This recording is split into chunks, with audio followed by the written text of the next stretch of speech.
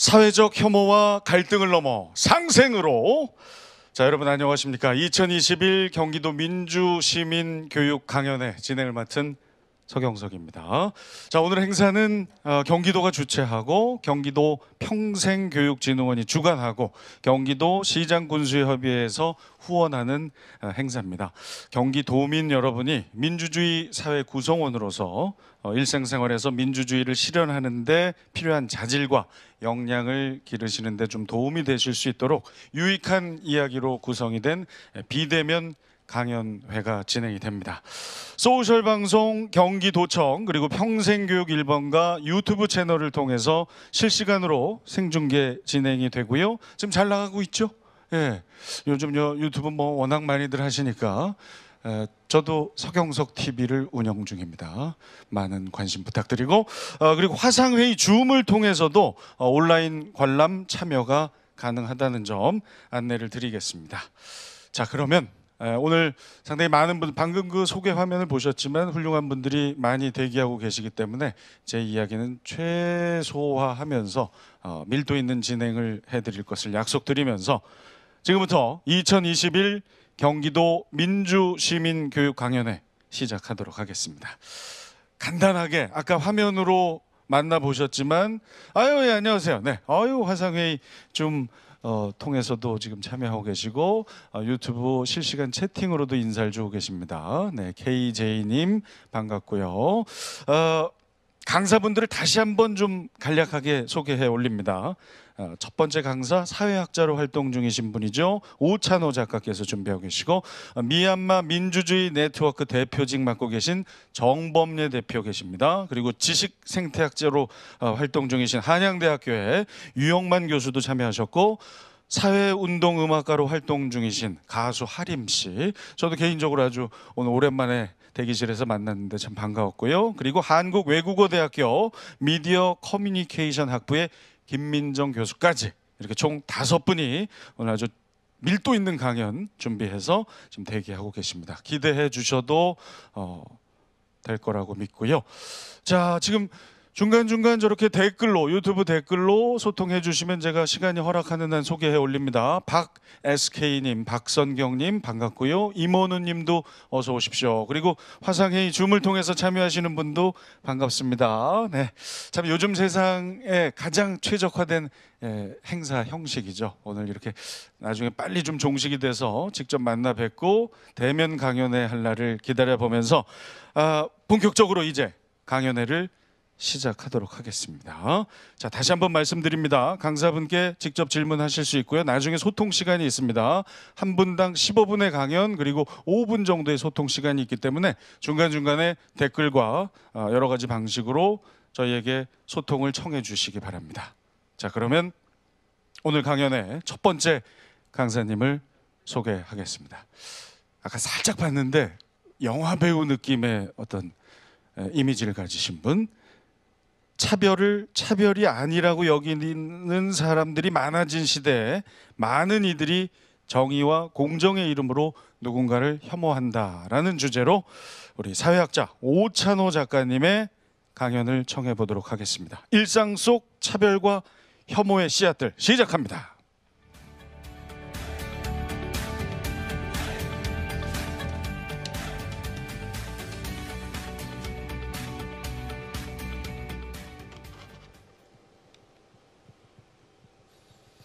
네, 안녕하십니까. 오찬호 작가입니다. 자, 오늘 일상 속 차별과 혐오의 씨앗들이라는 주제로 짧은 소통을 한번 해보고자 합니다. 제가 평소에 이 주제를 가지고 강연을 많이 다닙니다. 좀 그냥 훈훈한 이야기 같죠. 그런데 굉장히 질의응답 시간이나 이럴 때 발끈하시는 분들이 가끔 있습니다. 심각한 이야기를 한 것도 아니고 우리가 좀 더 도덕적이고 좀 더 상식적으로 살아가자는 이야기인데 왜 그렇게 화를 내셨는가 이렇게 한번 제가 고민을 해보면 저 이야기에는 두 가지 특징이 담겨져 있습니다. 하나는 어떤 거냐면 일상 속 차별과 혐오의 씨앗들을 살펴보자라는 것은 내가 그런 것의 피해자이기도 하지만 가해자로서 존재할 수 있다라는 것을 명심하자라는 거죠. 그러니까 화가 나죠. 뭐야 내가 가해자야 이렇게 발끈 화가 날 수밖에 없는 상황이 만들어집니다.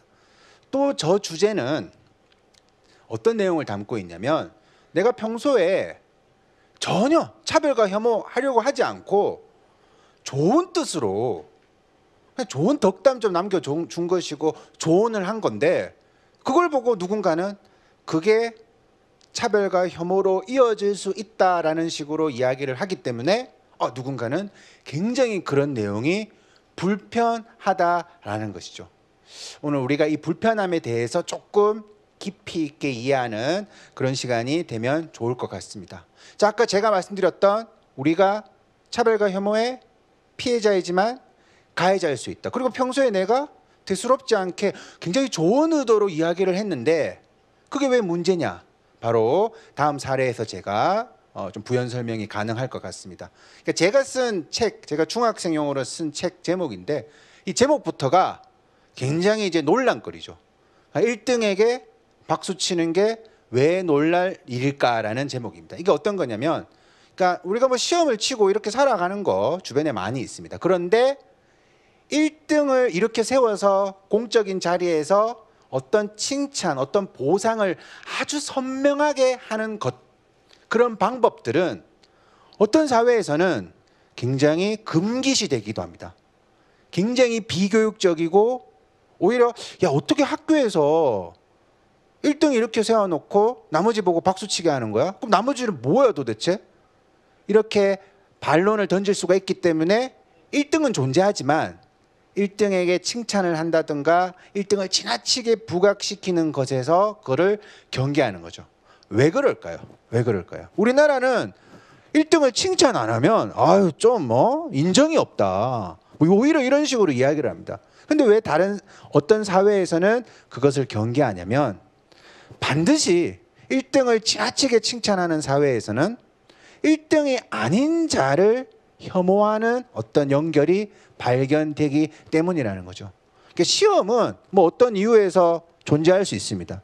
하지만 시험이 만능이 된 세상이라는 것은 우리가 굉장히 경계를 해야 되겠죠. 자, 우리 주변에 그런 일 되게 많이 있습니다. 뭐 비정규직의 정규직 전환 문제. 그런 문제가 있으면 뭐 논쟁하면 되는데 어떤 주장이 나옵니까? 시험이나 치지 그래. 시험도 안 친 주제에 왜 부당한 요구를 하는 거야? 왜 말도 안 되는 요구를 하는 거야? 이 시험이라는 것이 사람을 구별시켜버리고 사람이 어떤 불평등에 노출된 것을 정당하게 문제 제기하는 것을 막아버리는 용도로도 사용되고 있다는 거죠. 자, 이런 것이 얼마나 우리 주변에 만연한지 한번 살펴볼까요? 제가 이게 대학에 관련된 여러 책들 집필을 하면서 나왔던 사례입니다. 뭐냐면 제가 땡땡대 근처라고 표현을 했는데 쉽게 말해서 우리가 조금 이제 약간 이렇게 뭐 부실 대학으로도 막 찍히고 했던 어떤 대학이 있었어요. 제가 그 대학에서 오랫동안 강의를 했는데 제가 그 대학에 가가지고 이렇게 살펴보니까 편의점에서 사람을 모집을 하는데 최저임금 준수라고 적어 놓은 거예요. 그래서 제가 막 좀 너무 우스워서, 왜냐하면 최저임금은 당연히 준수하는 건데 그 최저임금 준수라고 적어 놓으면 전국에서 제일 적게 돈을 주겠다라는 것 아니냐, 뭐 추후 협의라고 적어 놓든가 해야지. 그러면서 학생들한테 야 저거 마케팅이 잘못된 거 아니냐고 제가 막 이런 얘기를 하니까 학생들이 막 수근수근 거리면서 그 정도면 많이 주는데요, 막 이런 식으로 이야기를 하는 거예요. 그래서 제가 무슨 소리냐 물어보니까 제가 한 10년 전에 들었던 이야기인데 그 학생의 이야기가 아직도 잊혀지지 않습니다. 그 학생이 저보고 선생님 이 동네는 최저임금 잘 안 줘요 라고 딱 이야기를 하는 거예요.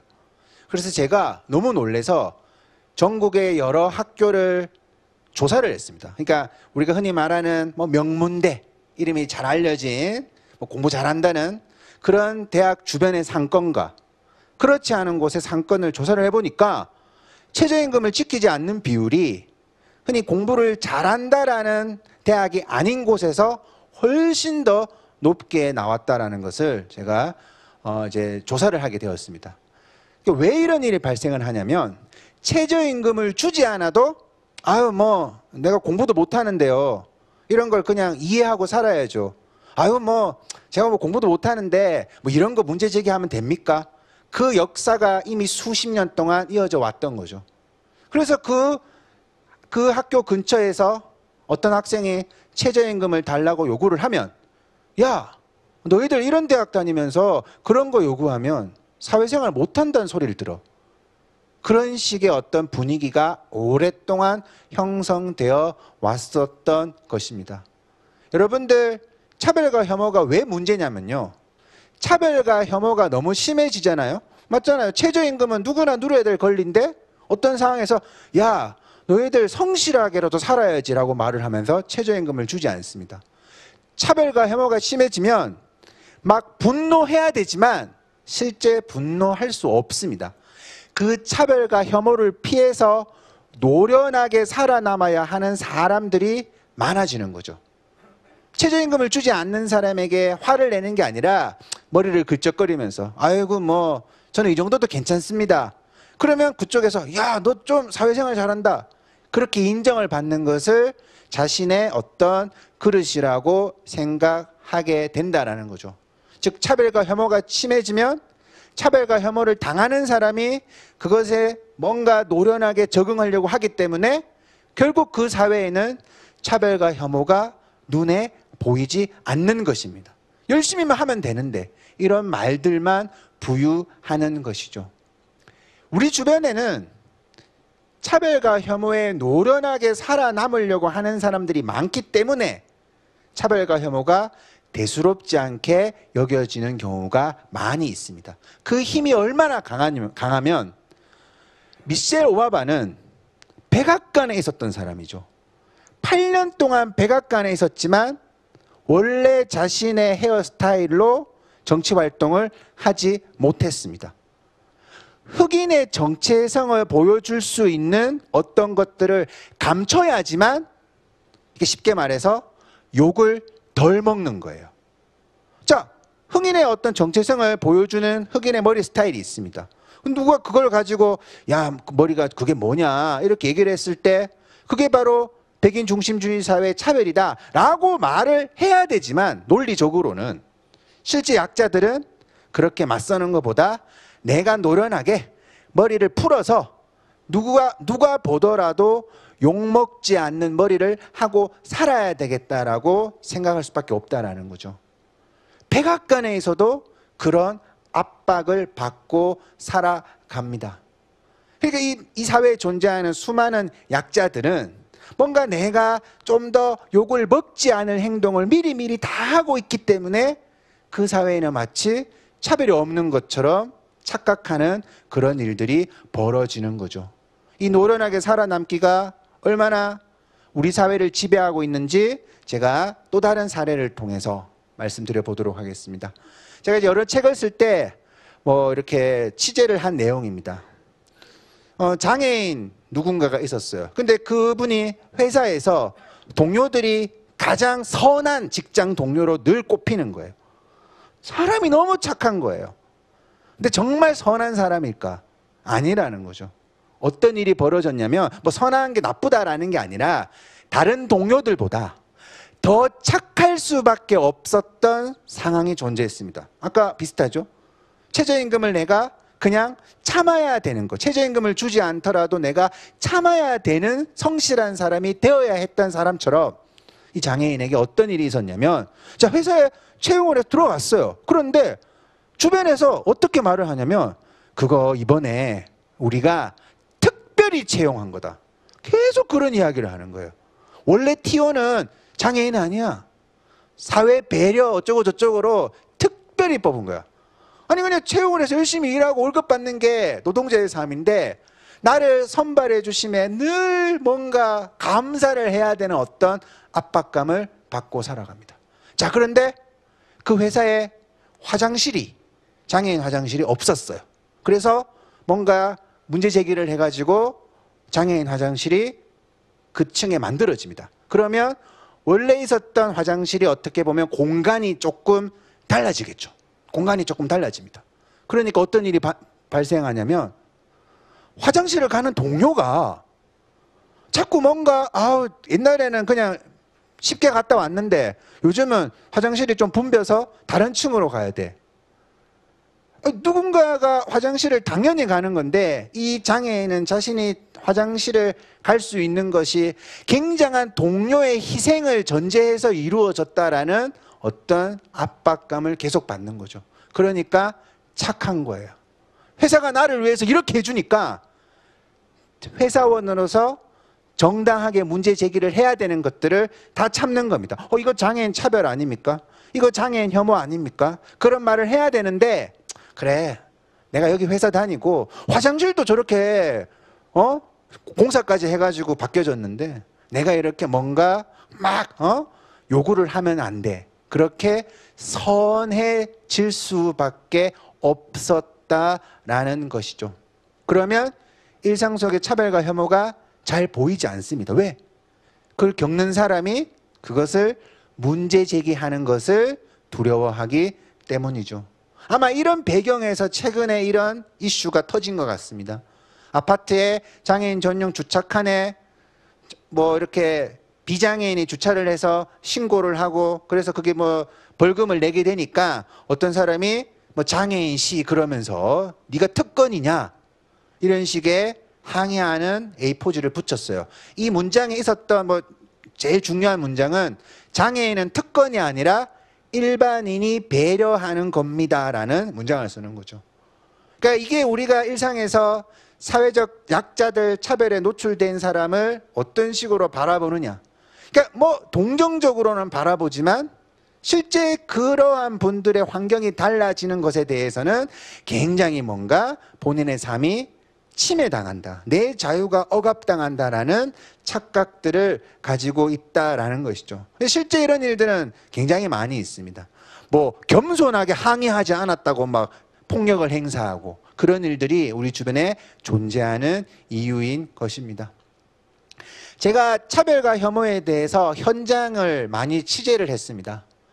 근데 차별과 혐오에 논란이 되는 현장을 가보면 차별과 혐오를 하겠다는 사람은 실제로 별로 없습니다. 왜냐하면 본인은 차별과 혐오를 한다고 생각하지 않고 자신의 가치관이 공정하다고 생각합니다. 아니 시험도 안 친 사람 비정규직이 왜 정규직이 되느냐. 저 사람들이 평생 비정규직으로 사는 게 공정한 거다. 아니 장애인이면 장애인이지 내가 왜 여기 주차를 편하게 할 권리를 침해받느냐. 내 권리 내가 지켜야 된다.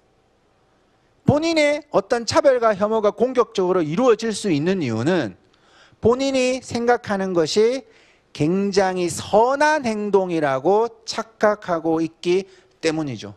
뭐 장애인 괜찮아지는 건 좋은데 내 일상이 방해받잖아. 내 자유가 침해당하잖아. 뭐 가난한 사람들 도와주는 건 좋은데 열심히 공부해가지고 학원을 여러 군데 다녔던 그 사람은 어떻게?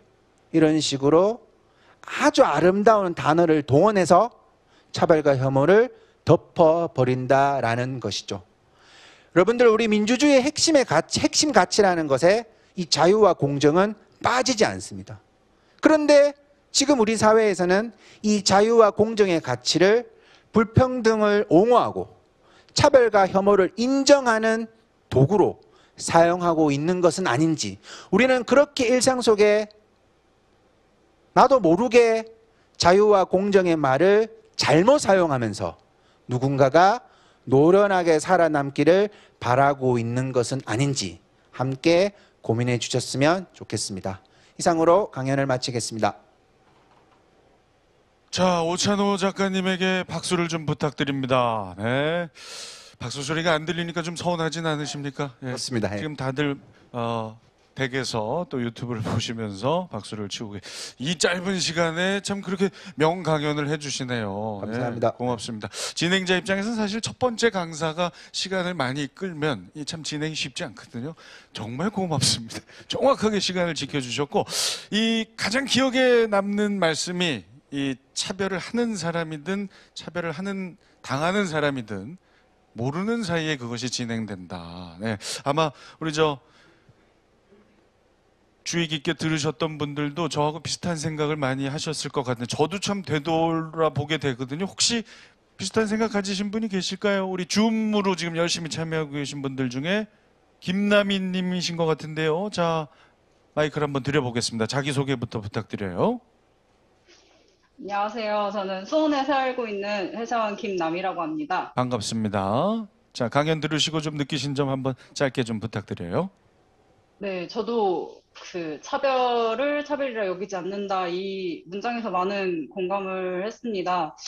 예를 들어서 시각장애인의 신호기가 달린 신호등이나 점자 보도블록 등 사회적 약자들이 당연하게 누려야 할 편의시설이나 복지시설, 서비스, 그리고 사람들의 인식이 아직 부족하다는 생각이 들었고요. 차별이 당연하게 되고 무뎌져서 차별이라 여기지 않는 그런 부분이 가장 큰 부분이 아닐까 생각이 들었습니다. 네, 좋은 말씀 고맙습니다. 계속해서 이어지는 또 네 분의 강연도 좀 경청해 주시길 바라고요. 자, 이번에는 그럼 우리 오 작가님에게 좀 직접 질문하고 싶으신 분들께 한번 기회를 드려보겠습니다. 시간 관계상 많이 드릴 수는 없고, 네, 한 분만, 네. 어서 오십시오. 자, 마이크 전달해 드립니다. 소개해 주시고 질문 주시면 됩니다. 이수경님이신 걸로, 네네, 안녕하세요. 안녕하세요. 저 경기도 수원에 살고 있는 31살 직장인 이수경입니다. 네, 반갑습니다. 바로 이 근처에 계시네요. 네. 자, 질문 편하게 해 주십시오. 평등한 사회를 만들기 위해서 가장 중요한 것은 뭐라고 생각하시나요? 자, 평등한 사회를 만들기 위해서 가장 중요한 건 뭘까요, 오 작가님? 네, 평등한 사회는 불평등을 줄여야지만 가능합니다. 불평등을 줄이기 위해서는 불평등한 것을 마주 볼 줄 알아야 됩니다. 여기서 어떤 포인트가 있냐면 우리는 불평등을 극복한 어떤 이야기에 늘 감동받습니다. 그게 아주 우리를 뭉클하게 하거든요. 그런데 그런 이야기로는 사회가 평등해지지 않습니다. 불평등에 노출된 사람들이 왜 아무리 노력해도 불평등에서 벗어날 수 없는지를 이해를 하고 그 불평등의 크기를 줄여나가기 위한 많은 노력이 필요합니다. 그러기 위해서는 우리가 기계적인 중립 상태에서 벗어나야 됩니다. 이것도 옳은 얘기야, 저것도 옳은 얘기야. 그렇지 않습니다. 자본주의 사회에서 우리는 살면서 이 최적화된 입시교육에 최적화되고 경쟁사회에 최적화된 어떤 감성을 가지고 살아갑니다. 내가 그런 사회에서 정말 균형을 잡기 위해서는 나한테 익숙하지 않은 어떤 이야기들을 굉장히 집중적으로 들어야지만 정말 균형이 잡힌다라는 것이죠.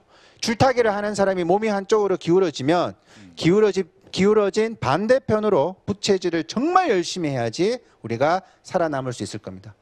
우리가 평등해지려면 불평등을 외면했던 그런 습관들을 버려야지만 우리 사회가 더 좋아진다. 이렇게 말씀드리고 싶습니다. 네, 우리 저 시민님 답변이 됐으리라 봅니다. 기계적 중립 지양해야 된다. 저한테 하는 소리 같아요. 제가 이것도 좋고 저것도 좋고 주의인데 제 자신도 한번 되돌아보도록 하겠습니다. 자, 시간 관계상 우리 오 작가님과는 여기서 이별하겠습니다. 다시 한번 큰 박수를 부탁드립니다. 2021 경기도 민주시민교육강연의 사회적 혐오와 갈등을 넘어 상생으로 이제 두 번째 강사님을 소개하겠습니다. 기가 막힌 진행 아닙니까? 이 비대면 행사를 이렇게 깔끔하게 진행할 수 있다. 시간 보세요. 거의 생방송 수준으로 지금 맡고 있습니다. 여러분이 좀 열심히 응원해 주신 덕이고요. 이번 강연해 주실 분은 미얀마 민중의 생명과 안전을 지키고 민주주의 회복에 힘쓰는 미얀마 민주주의 네트워크 정범래 대표십니다. 미얀마 봄혁명이 반드시 승리해야 하는 이유 시작합니다.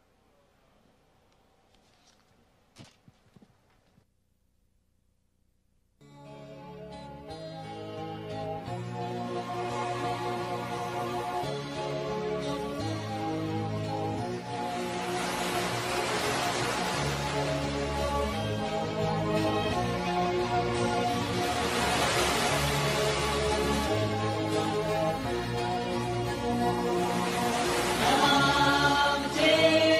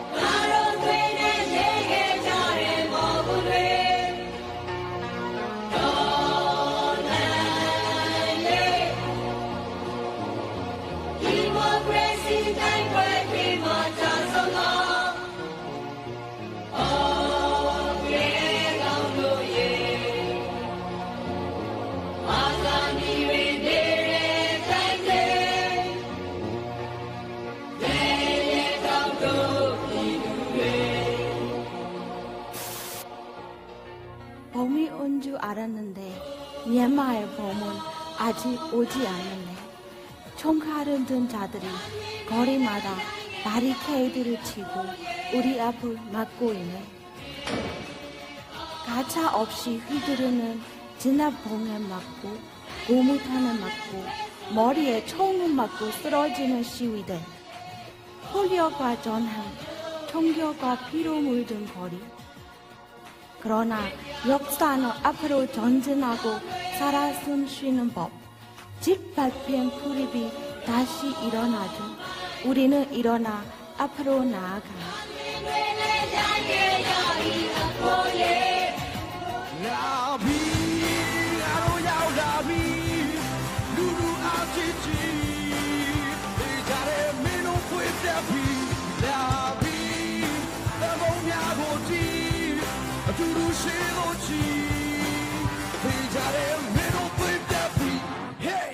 싸우는 공작 비발, 세 손가락 높이 들고 시민들은 난비를 두드리며 저항하는.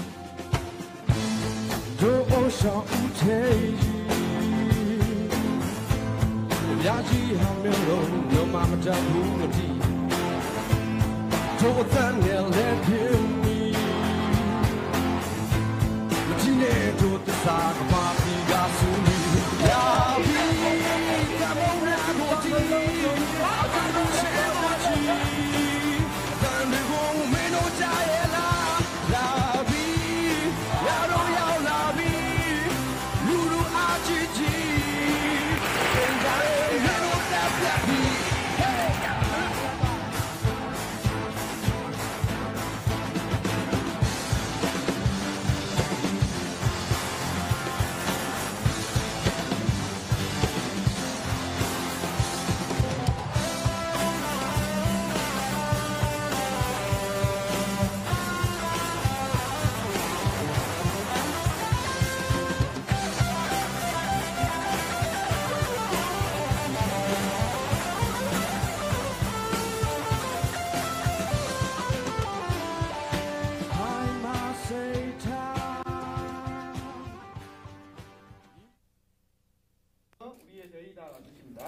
디모크라시아 시에 도예 도예 디모크라시아 시에 도예 도예 디모크라시아 시에 도예 도예. 고맙습니다.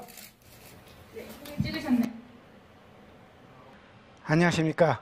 미얀마 민주주의 네트워크 대표이며 주 대한민국 미얀마 연방공화국 대표부 대외협력국장을 맡고 있는 정범래라고 합니다. 동영상 보시니 어떻습니까? 먼 나라 이야기인데요. 절대 남의 일 같지 않죠. 우리도 겪었던 일이기에 더 가슴이 많이 아픕니다. 그렇습니다. 여러분도 아시다시피 미얀마에서는 올 2월 1일 날 미얀마의 전두환이라고 불리는 미나앙 홀라잉 중심으로 정치군인들이 쿠데타를 일으켰습니다.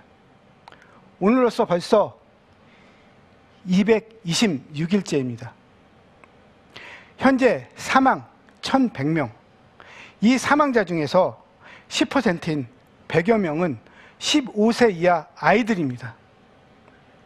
8,100명이 구속이 됐고요. 또한 6,400명 이상이 수배되었습니다. 이번 쿠데타는 미얀마 역사상의 세 번째 군사 쿠데타입니다. 미얀마 현대사를 잠깐 보면요. 군부와 민주 세력 간의 끝없는 갈등의 역사입니다. 1962년 3월에 내윈이 첫 군사 쿠데타를 일으키죠. 그 후에 1988년 8월 8일 민중 항쟁 과정에서 다시 소마웅 장군이 두 번째 쿠데타를 일으킵니다. 이 두 번째 쿠데타는 군부에서 군부로 수평이동하는 그런 친위 쿠데타이죠. 그리고 나서 올해 2월 1일 날 세 번째 군사 쿠데타가 일어납니다. 미얀마에서 이 군부 세력이란요, 또 하나의 정부를 말합니다. 입법부, 사법부, 행정부 위에 군부가 존재하는 것이죠. 미얀마 군대는 우리가 알고 있는 그런 보통의 군대가 아닙니다. 국민을 지키는 그런 군대가 아니라 자기 자신들의, 자기 단체, 자기 군대의 이익만을 지키는 그냥 이익 공동체면서요. 또한 마피아이면서 자기들의 이익을 위해서라면 국민을 서슴없이 학살하는 그냥 테러 집단입니다. 군부는 그들만의 절대반지 3개를 가지고 약 60년, 지긋지긋한 60년을 미얀마를 지배하고 있는 세력입니다. 그 절대반지 중에 첫 번째가 무력입니다. 미얀마에서 무기로 무장을 할 수 있는 세력은 3곳입니다. 미얀마 군대, 그러니까 즉 정규군을 가진 국방부, 그리고 또한 경찰, 이 경찰을 가진 내무부, 그리고 또한 국경수비대라고 있습니다. 미얀마는 국경이 굉장히 넓습니다. 5개 나라와 국경을 맞대고 있기 때문에 국경이 굉장히 넓습니다. 거기에 국경수비대 BGF라고 하는 국경수비대를 통솔하는 국경부, 이 세 부서의 장관은 보통의 국가들처럼 대통령이 임명하지 않습니다. 그냥 군부에서 자체적으로 자기들끼리 모여서 회의해서 그냥 임명해버립니다. 그러니 군부는 미얀마 전체의 그 무기를 가진 세력들을 다 가지고 있는 셈입니다. 이것만 해도 무서운데 거기에 또 절대반지가 하나 또 있습니다. 이 절대반지 두 번째는 바로 정치 권력입니다. 미얀마 군부는 국회의원의 총 의석수의 25%를 자동으로 가집니다. 미얀마 헌법에 그렇게 되어 있습니다. 그리고 주요 장관들을 임명 제청할 수가 있습니다. 또한 고위 공무원들을, 이런 사람들 다 군 출신이 많습니다. 우리나라 예전에 군부 독재 시대 때도 웬만한 사람들 다 장교들 옷 벗고 나오면은 다 민간 정부에 들어가서 고위직을 했었죠. 똑같습니다. 미얀마가 현재 그렇습니다. 자, 무력도 가졌고요. 또한 정치 권력도 가졌습니다. 이 두 가지 절대반지가 있어도 진짜 어마어마무시한 그런 세력인데 거기에 하나를 더하면 완전체가 되죠. 뭘까요? 바로 돈, 경제력입니다. 미얀마 군부는 미얀마에 돈 되는 사업은 아주 모조리 다 가지고 있습니다. 특히 석유 가스, 미얀마 가스 굉장히 많이 나옵니다. 미얀마 천연가스, 또 보석, 우리 여자분들 좋아하시죠? 루비, 미얀마산 루비, 피지언 블러드라고 합니다. 비둘기 핏빛 색깔로 나는 그 아름다운 보석, 미얀마 보석 루비가 세계 최고의 품질이죠. 또한 티크, 미얀마 목재 중에서 최고급 목재인데 미얀마산이 제일 비싸고 제일 좋습니다. 그러니까 이런 거 바로 돈으로 만들 수가 있죠. 큰 기술력도 필요 없습니다. 그냥 갖다 캐거나 아니면은 잘라서 그냥 팔면 됩니다. 그냥 바로 돈이 되는 것이죠. 이걸, 이런 그 미얀마의 돈이 되는 건 다 갖고 있습니다. 요즘은 거기에 더해서 통신, 그리고 엔터테인먼트, 이런 쪽도, 그리고 웬만한 돈 되는 거는 미얀마 군부가 혈을 안 대는 곳이 없습니다. 다 혈을 대고 있습니다.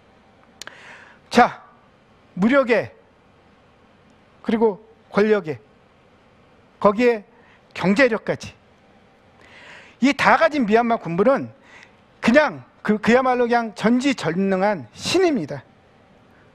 근데 여기에 또 하나가 있네요. 바로 군부 손에 쥔 꽃놀이패가 하나가 또 있습니다. 바로 소수민족입니다.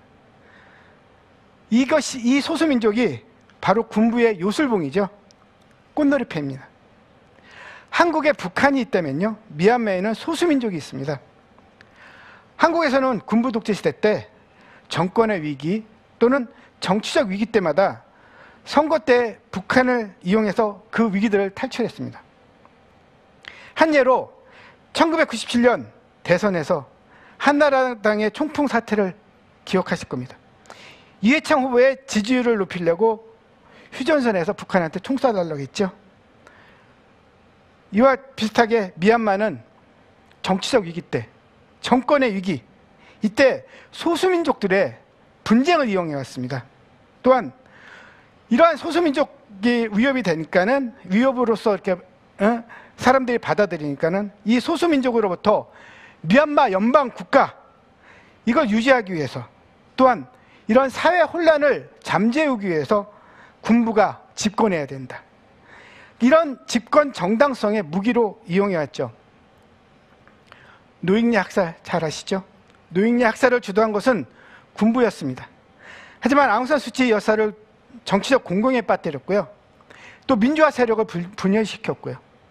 또 서방 세계에서 문민 정권을 고립시키는 외통수입니다. 그냥 외통수로서 이러지도 못하고 저러지도 못하고 그렇게 외통수로서 사용하면서 급기야 자신감을 얻게 되고 쿠데타까지 일으키게 되죠. 이렇듯 미얀마의 갈등을 일으키는 두 가지 큰 문제는 무소불위의 권한과 권력을 가진 군부, 그리고 역사적으로 내려온 소수민족과 버마족 간의 갈등 문제입니다. 두 문제는 현대사에서 풀 수 없는 큰 숙제였고 또한 너무나 힘든 난제였습니다. 하지만 아이러니하게도 이번 미얀마 쿠데타가 이 두 문제를 풀 수 있는 큰 기회가 될 수도 있다고 생각합니다. 또한 많은 미얀마인들을 그렇게 되길 바라고 있습니다. 어차피 벌어진 쿠데타입니다. 이 쿠데타를 인해서 이 두 가지 큰 문제만 풀 수 있다면 얼마나 좋을까요? 이번 미얀마 봄혁명에 국민의 승리로 끝난다면요, 이 두 마리 토끼 다 잡을 수 있습니다.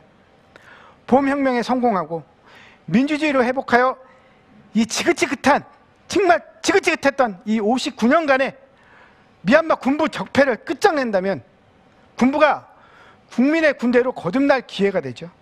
또한 완벽한 연방 민주주의 국가를 건설한다면 소수민족에게도 최고의 기회가 됩니다. 자치권을 가질 수 있는 기회입니다. 즉 이번 미얀마 봄혁명은 미얀마 갈등 종식의 큰 기회입니다.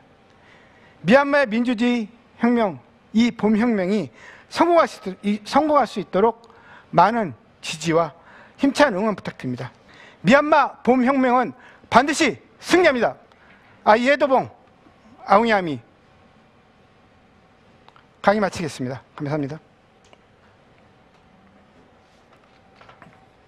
세 번째 강사님 강연까지 듣고 두 분을 한꺼번에 모셔서 소통의 시간을 갖도록 할게요. 자, 그러면 세 번째 이야기 손님 소개해 올립니다. 지식생태학자로 활동 중이시죠. 한양대학교 유영만 교수의 갈등과 충돌은 융합과 창조의 원동력, 시작합니다.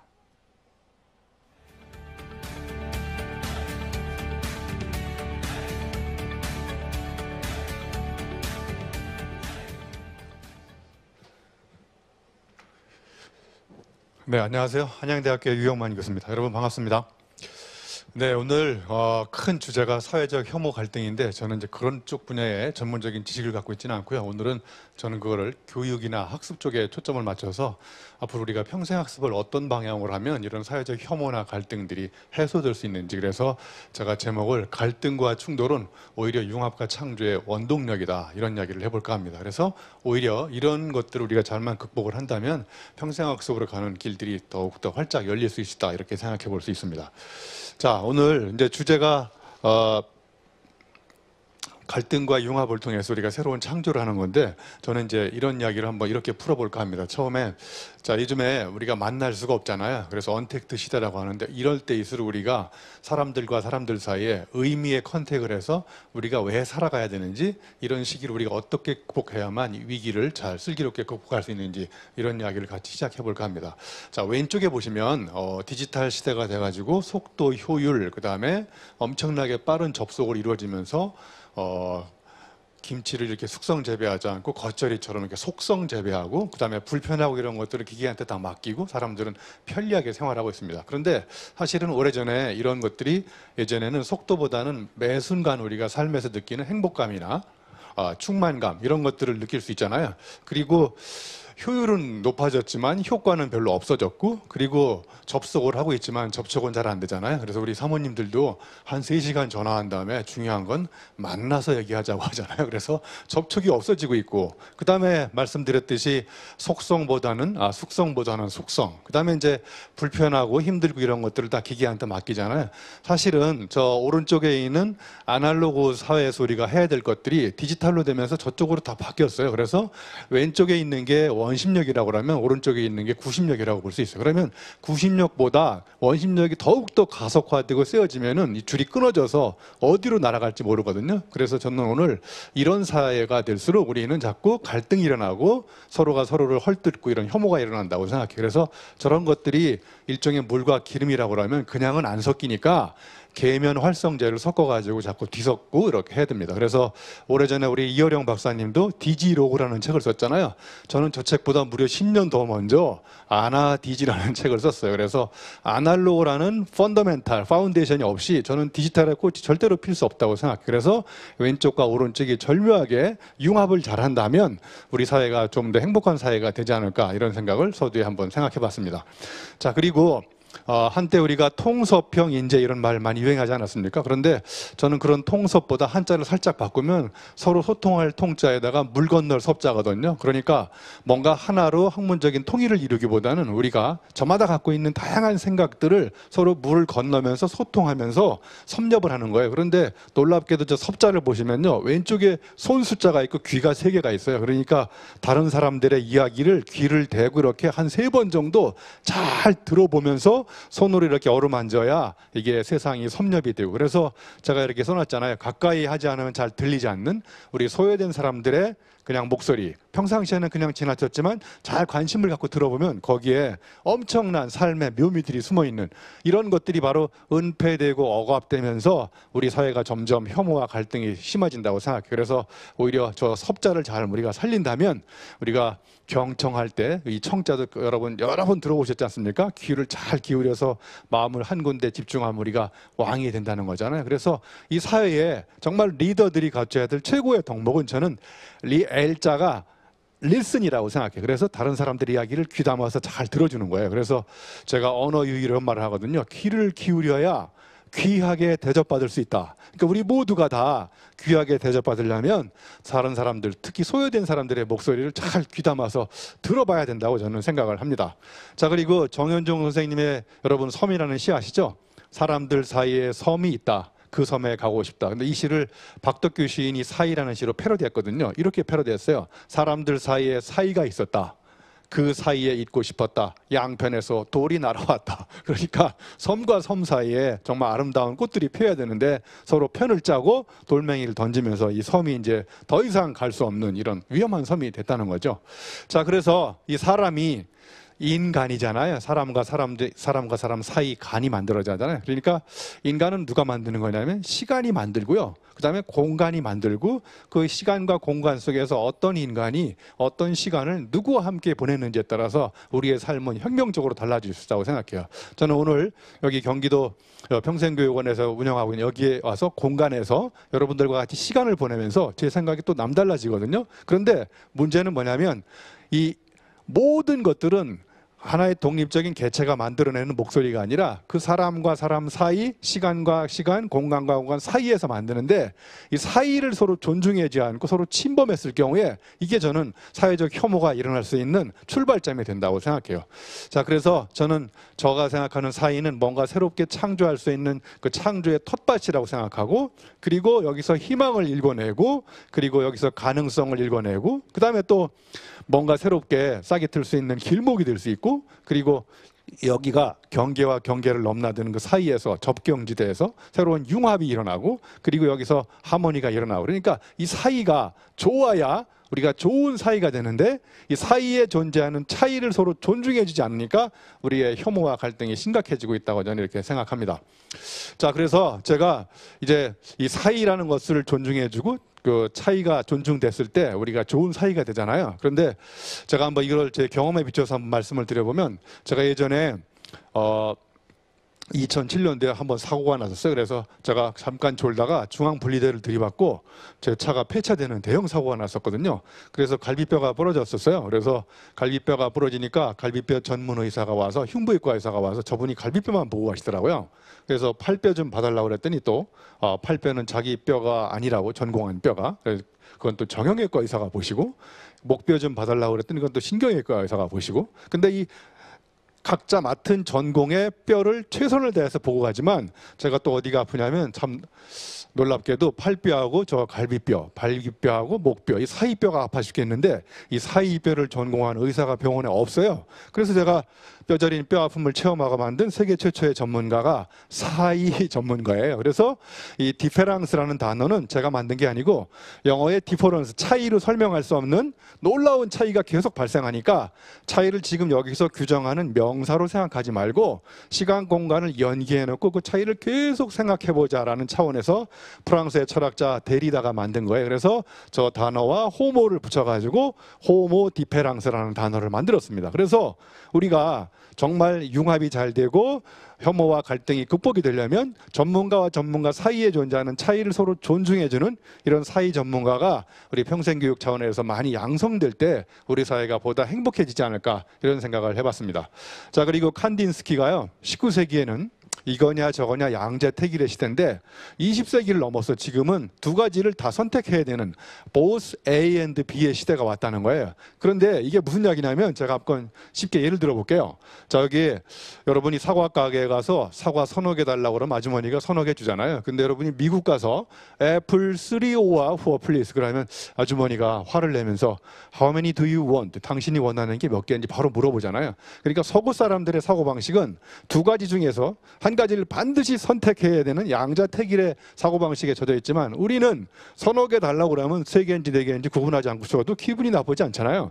여기 뭐 오르락 내리락 들락날락 시원섭섭 제 강의가 끝나면 여러분 아마 시원하고 섭섭하실 거예요. 그러면 시원한 건지 섭섭한 건지 구분이 안 되면서 두 가지의 양극단을 포용하고 이렇게 융합시킬 때 여기서 저는 새로운 창조가 일어날 수 있다고 생각합니다. 자, 그리고 안도의 시인이 쓴 그 간격이라는 시에 보면요, 제가 뭐 코로나 오기 전에 몽블랑에 한번 트레킹을 갔었는데 실제로 제가 사진을 찍어 갖고 왔는데요. 저 나무들을 보니까 서로 간격이 있잖아요. 사이가 있고. 근데 나무가 간격을 유지하지 않고 너무 다닥다닥 붙어 있으면 나무가 크지 못하고 우를창창한 숲을 이룰 수 없듯이 사람과 사람 사이에서 적당한 거리와 사이가 있어야 되는데 이 인류학자 중에 에드워드 홀이 인간이 유지할 수 있는 네 가지 거리를 만들었어요. 저기 보시면 친밀한 거리는 약 15cm에서 46cm, 볼 거 안 볼 거 다 보는 사이가 이제 친밀한 거리라고 그러고요. 그다음에 이제 개인적 거리는 악수하는 거리 정도, 약 1.2m 이내에 있는 사람들. 자, 이 두 가지 거리가 우리 사회를 행복하게 만들기도 하고요. 그런데 문제는 이제 저 사회적 거리와 공적 거리가 있는데 어떤 사람이 저하고 공적 거리인데 저한테 결혼식 날 청첩장을 주고 빨리 오라고 왜 안 오느냐, 이렇게 개인적인 거리나 친밀한 거리로 판단하는 순간 그 거리에 그 사람은 저한테 불법 침입을 한 관계로 저는 그 사람한테 일종의 약간의 혐오감을 갖기 시작할 수 있는 거죠. 그래서 제가 언어 유희 같긴 하지만 거리가 유지되지 않으면 욕지거리가 나오고요. 거리가 너무 멀리 떨어지면 퀴머거리가 되는 거예요. 그러니까 우리가 가장 중요한 것은 사람과 사람 사이에 어느 거리가 적당한 건지를 판단하고 거기에 맞춰서 우리가 생활해야 될 것 같습니다. 자, 제가 시간이 굉장히 빨리 흘러가고 있는데요. 이제 나머지 시간 동안 6가지 융합 전략을 하려고 했는데 거의 시간이 다 끝나가고 있네요. 큰일 났습니다.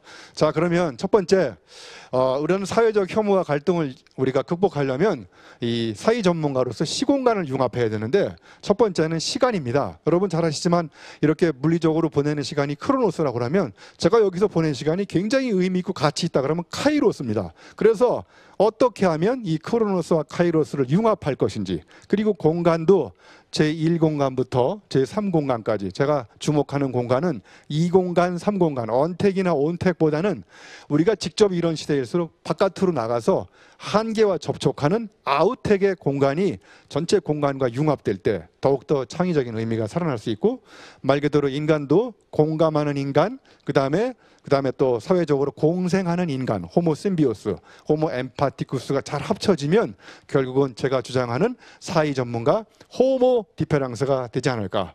자, 그래서 우리가 언택 시대에는 비대면이고요. 그 다음에 온택 시대에는 화상대면이지만 이 두 가지만 가지고 우리 삶이 행복해지지 않기 때문에 어떻게 하면 이런 난국을 극복하고 이럴 때일수록 저 대면적으로 자연과 접촉하고 소수의 인간이지만 사람과 접촉하고 그래서 한계 상황에 자꾸 접촉할 때 우리 삶은 더욱더 행복해질 수 있지 않을까 이런 생각을 합니다.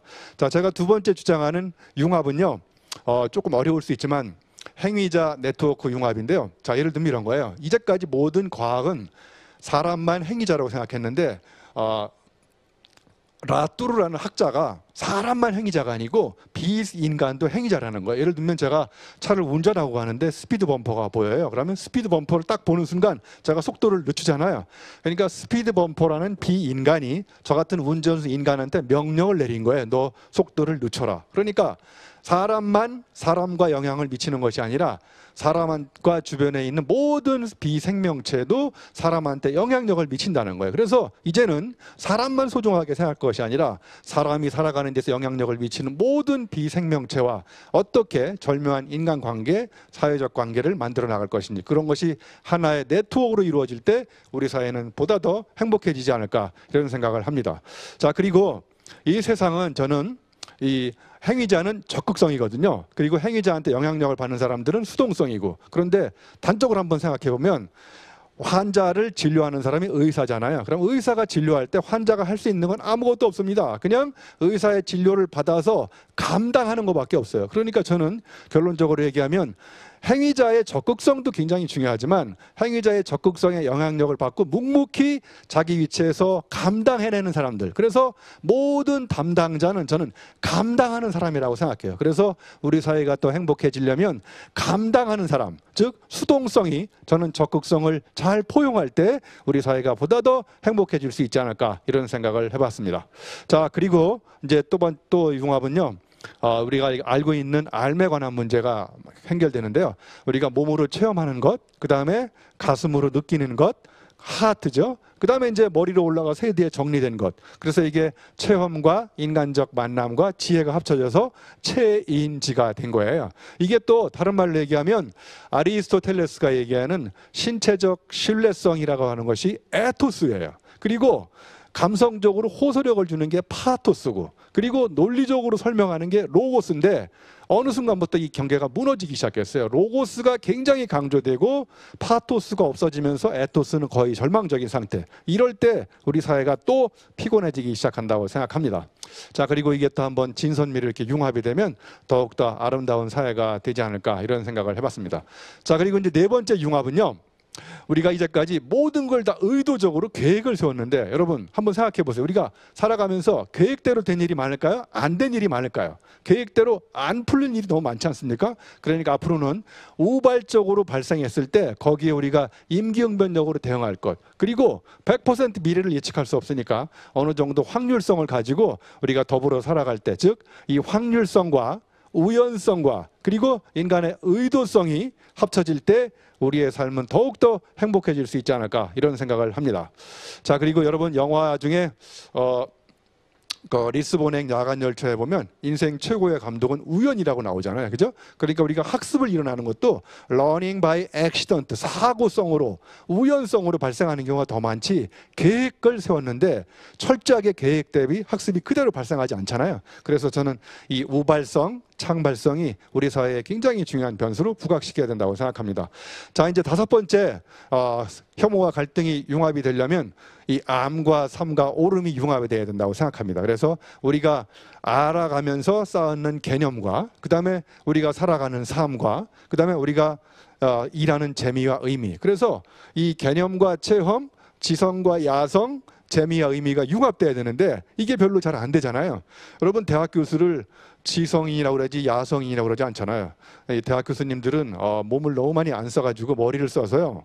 이 몸을 어떤 용도로 쓰냐면 머리를 회의 장소로 이동시키는 수단으로 쓰고 있다고 하더라고요. 그래서 이 우리 사회의 가장 심각한 문제는 어렸을 때부터 몸을 쓰는 어떤 야생성이 죽어가면서 지성이 너무 극단화되면서 이게 불균형이 일어난 거예요. 그래서 저는 지성이 없는 야성은 야만이고 야성이 없는 지성은 치료하다고 생각합니다. 그리고 이 삶에서 저는 가장 중요한 게 재미라고 생각해요. 근데 우리 사회는 언제부턴가 엄근진이 각광을 받기 시작했어요. 엄숙하고 근엄하고 진지한 사람들. 우리 죄송하지만 이렇게 직급이 높은 사람일수록 엄근진이 많아지더라고요. 그래서 저는 우리가 살아갈 때 재미가 먼저고 창의성도 재미와 동의어라고 생각해요. 이게 우리 사회에 확연하게 확산될 때 보다도 우리 삶이 행복해질 수 있다고 생각합니다. 자, 이제 마지막으로 6번째 융합은요, 이 상상과 창의와 창조입니다. 제가 예전에 한번 심심풀이로 상상량과 창의군 창조군 세계 최초로 일처 다부제 결혼식을 올리는 걸 제가 한번 시나리오를 써봤었어요. 근데 어느 순간부터 우리는 상상력만 지극하게 강조하거든요. 그런데 상상은 뭔가를 아이디어를 잉태하는 거고요. 그거를 창의적인 의지로 아이디어로 만들어내는 게 창의고요. 여기서 끝나면 안 되고 이 창의적인 의지가 돌파력, 불굴의 의지를 만나야 내가 품고 있었던 아이디어들이 현실에 구현되는 창조로 연결될 수 있습니다. 그래서 우리 사회는 상상과 창의와 창조가 아주 화목하게 어울릴 때, 융합될 때 우리의 삶은 진정하게 행복해질 수 있다고 생각합니다. 자, 그래서 이제 마지막으로 제가 이 사회가 행복해지려면 인간관계를 한번 5단계로 나눠봤어요. 자, 응대와 기대가 판을 칠 때 또 반대쪽에서는 반대하고 적대하는 사람이 나타나요. 두 번째 단계로 넘어가면요, 이제 사람과 사람 사이의 만남이 고대가 되고 기대가 되는데 또 한편에서는 누군가가 홀대하고 멸대하는 경우가 나타나고, 세 번째는 우대와 훈대가 왼쪽 스펙트럼에 있다면 오른쪽 스펙트럼에서는 또 그거를 헐뜯고 냉대하고 하대하는 사람, 그리고 환대와 존대의 반대편에 접대와 전대가 있습니다. 존대가. 그런데 여러분, 우리 사회는 대접하는 사람이 많아야 되지 접대하면 안 됩니다. 대접을 뒤집으면 접대가 되지 않습니까? 그런데 접대 받으면 일단 사람이 힘을 못 쓰는 이유는 뭐냐면, 접대 받은 사람은 조건과 필요성과 목적의식에 따라서 사람들한테 당한 거예요. 그런데 대접은 순수하게 그 사람을 존경하는 마음으로, 기쁜 마음으로 아무 목적의식 없이 대하는 게 대접인데, 우리가 접대로 바뀌게 되면 우리 사회는 임각심각해진다고 생각합니다. 자, 마지막으로 가장 중요한 것은, 이런 것들이 개인 차원에서 1대1로의 관계도 중요하지만 이제 공동체 차원에서 연대와 유대가 되고 그런 사이에서 공감대가 무한 확대될 때 우리 사회는 보다 행복한 사회로 발전할 수 있다고 생각합니다. 이상 강의 마치겠습니다. 고맙습니다.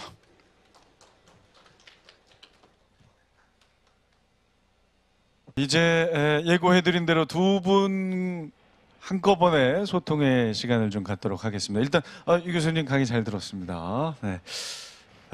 참 대자로 끝나는 말이 그렇게 많은 줄 처음 알았네요. 우리 교수님 강의는 약간 학창 시절 생각도 나고 한자, 영어, 근데 워낙 재미있게 강의해 주셔서 잘 들었습니다. 일단 우리 정범례 대표께서 먼저 강연을 해주셨으니까 정 대표님 강연 이야기 부탁해요.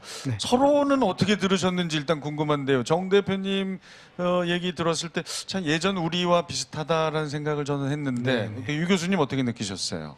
네, 하여튼 그 미얀마 민주화가 우리 사회하고 또 전혀 관계없는 것이 아니라고 생각합니다. 그래서 저는 개인적으로 이런 말을 좋아해요. 이빨은 빠져도 봄은 온다. 자, 그러니까 어떤 군부적인 폭력 한 거에도 저는 민중들의 그 잡초 근성이 반드시 저는 군부 독재를 타도하고 승리할 수 있는 날이 올 거라고 생각합니다. 네, 알겠습니다. 하여튼 저 유 교수님한테 모든 게 다 이 언어 유희가 생활화되어 계셔서 아무리 심각한 이야기도 경쾌하게 받아들일 수 있을 것 같습니다. 자, 그러면 우리 정범례 대표께서 강연하신 부분 중에 궁금하신 거 질문하실 분 또 모셔보겠습니다. 우리 줌으로 아유 감사합니다. 손 드셨어요. 어서 오십시오. 마이크 드립니다. 소개해 주시고. 네. 화성 사는 25살 회사원 이유진입니다. 네, 반갑습니다. 그 정범례 대표님께서 아까 강연 때 우리 국민이 미얀마를 외면해서는 안 되며 응원해야 된다고 하셨는데 저희 같은 이제 일반 사람들이 쉽게 도움을 줄 수 있는 방법이 뭔지 궁금해서. 네, 상당히 좋은 질문이십니다. 우리 대한민국 국민이 도움을 줄 수 있는 방법 뭐가 있을까요?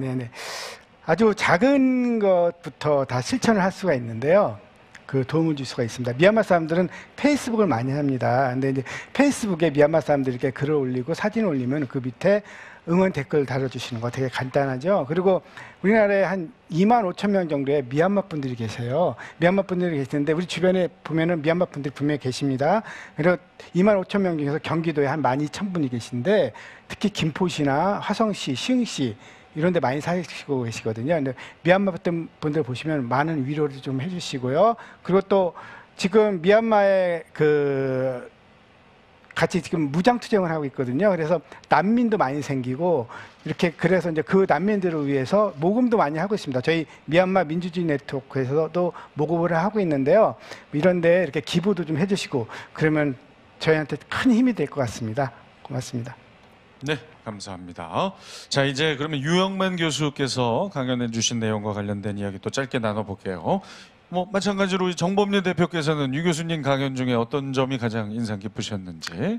뭐 일단은 그 사람들이 많이 다르잖아요. 서로 다르고 한데 그걸 갖다가 인정해 주시고 그런 거 있잖아요. 그러니까는 서로를 인정해 주고 서로의 차이를 갖다가 서로 보완해주고 네. 그렇게 하면 좋겠다는. 그렇습니다. 포용 네, 포용입니다. 그 예, 부분이 가장 네네. 인상 깊으셨죠. 네. 저는 상당히 그 언어 유희가 역시 저희 장르의 저희 후배들보다 더 심하게 쓰시는 분 정말 오랜만에 만납니다. 네. 근데 하여튼 그런 경쾌함 때문에 저 강의 들으시는 분들이 좋아하실 것 같긴 해요. 아니 개그맨들은 전화가 많이 와요. 대학원에 오겠다고 그래서 그 대학원에서는 그런 거 안 가르친다고 얘기. 예, 그 정도로.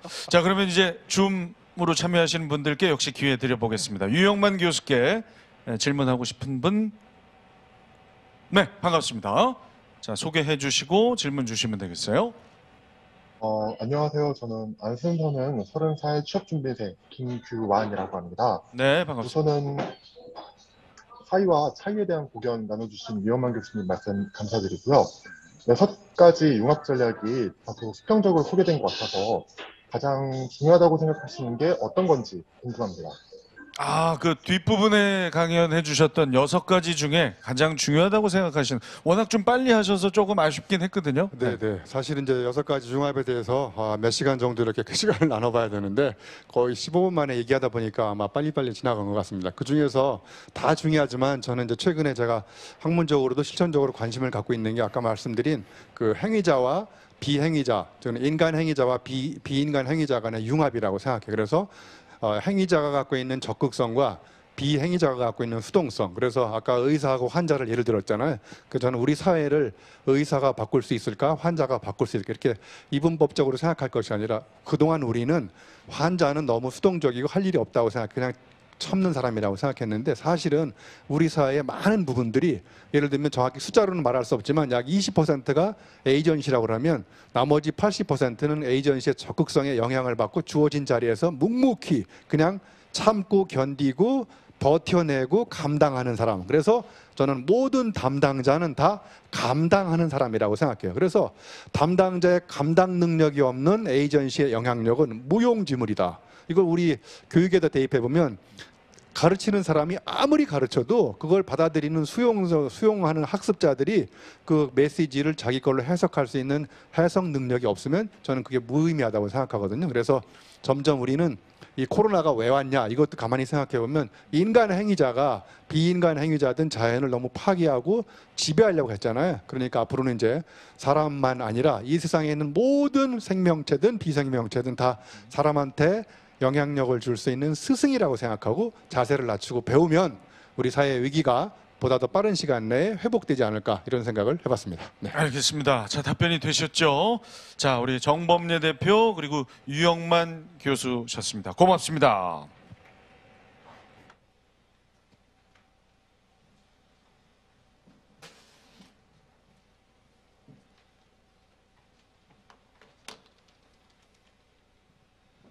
자, 계속해서 이제 4번째 강사님을 소개해 드립니다. 아주 개인적으로도 오랜만에 만나서 참 반가웠어요. 이 강연장을 아주 밝게 비춰주면서 등장하실 겁니다. 사회운동음악가로 활동 중인 가수 하림님의 차별과 혐오를 이기는 노래의 힘 시작합니다.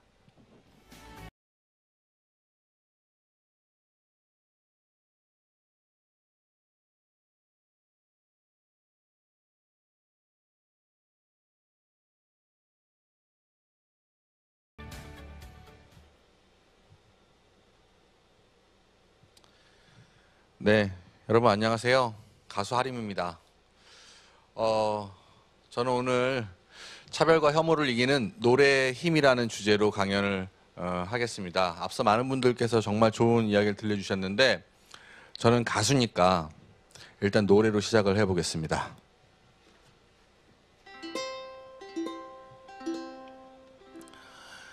레셈 삐리리 레셈 삐리리 우레라 자오키 다마라 번장 레셈 삐리리 레셈 삐리리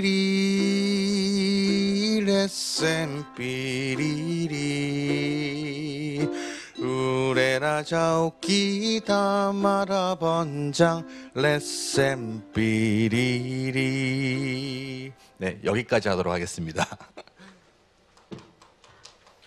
네. 원래 뒤에 더 길게 있는데 오늘은 이제 이야기를 해야 되니까 노래는 여기까지 하고요. 제가 지금 들려드린 노래는 네팔의 민요입니다. 노래 제목은 레셈 삐리리. 우리의 아리랑 같은 노래고요. 그리고 그 의미는 비단 손수건을 그 펄럭거리는 그 모양을 뜻한 것이라고 합니다. 노래는 사랑 노래고요. 멜로디가 나쁘진 않죠. 네, 우리의 어떤 그런 정서와 잘 맞는 멜로디라고 생각합니다. 저는 이 노래를 오래전에 네팔에서 온 그 이주 노동자 음악가인 친구에게 배웠습니다. 그 친구 이름은 민우라는 친구였는데 때마침 얼마 전에 그 안녕 민우라는 다큐멘터리 그 영화가 개봉을 했어요. 예, 그 영화의 주인공입니다. 그 민우라는 친구는 한국에 일을 하러 왔습니다. 이주 노동자인데 일을 하면서 음악을 좀 잘해서 스탑 크랙다운이라고 하는 그 밴드의 보컬 활동했습니다. 그 밴드는 이주민들로 이루어져 있고요. 저는 이제 음악을 하는 사람이니까 공연을 하다가 어떤 자리에서 만나서 좀 친하게 되었는데 그때 당시 민우라는 친구와 그 밴드는 열악한 환경에 있던 이주 노동자들을 위해서 여러 가지 도움이 되는 메시지를 노래에 담아서 전달을 하는 일을 했습니다. 굉장히 저는 의미 있는 일이라고 생각하고 옆에서 많은 응원을 했는데 뭐 그러던 중에 안타깝게 갑자기 추방을 당하게 되었어요. 민우라는 친구가. 그래서 네팔로 급하게 돌아가게 되었는데 그때 당시에 민우를 아는 그 친구들이 그 민우의 추방을 말리는 그런 집회를 함께 열었습니다. 저도 당시 그 지인으로서 그 집회에 참가해서 노래도 부르고 했던 그런 기억이 있습니다. 영화에 보면은 그때 제 모습이 잠시 나옵니다. 그때 당시 저는 왜 그 사람들이랑 친하게 됐었냐면 아시아의 다양한 월드뮤직을 관심을 갖고 이것저것 그 공부를 하던 중이었어요.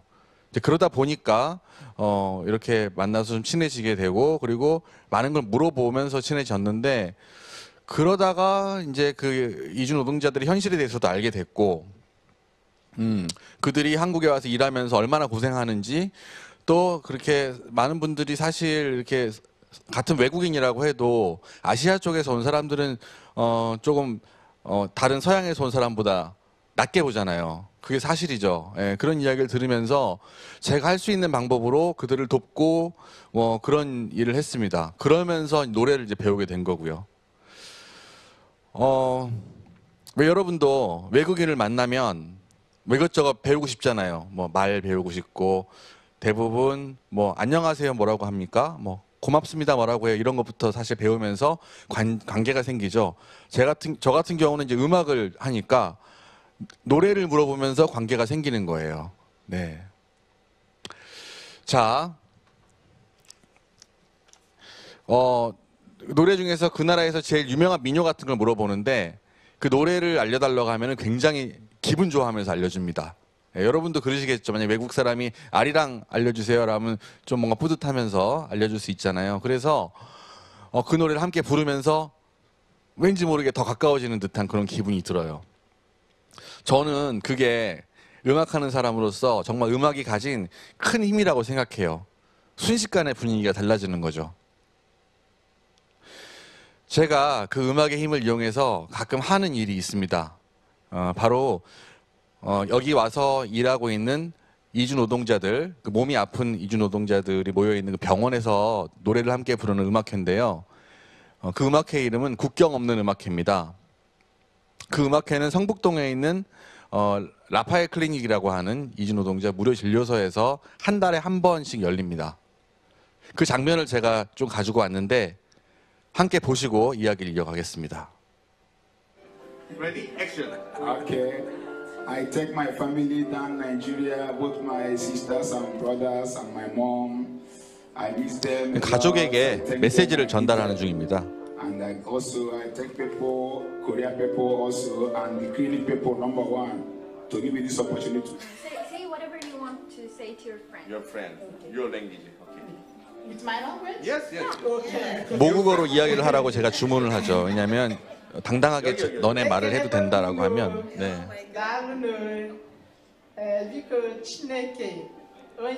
아프리카 말이죠. 네, 어느 부족 말인지는 모르겠습니다만. 네. 그리고 나서 이제 노래를 합니다.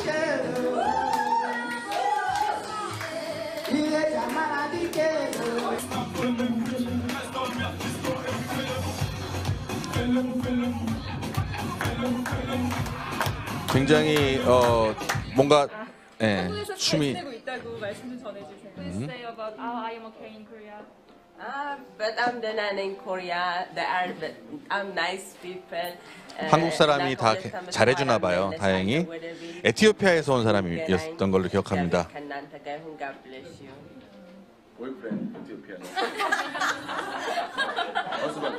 남자친구한테 얘기를 해달라고 하는데 네, 싫어하네요.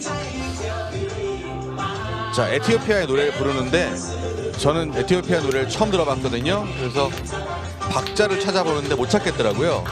굉장히 어려운데 신나게 부르죠. 네. 이 친구는 고향에서 음악가였대요. 근데 갑자기 노래를 하는데 목소리가 너무 좋아서 제가 깜짝 놀랐습니다. 무반주로. 네.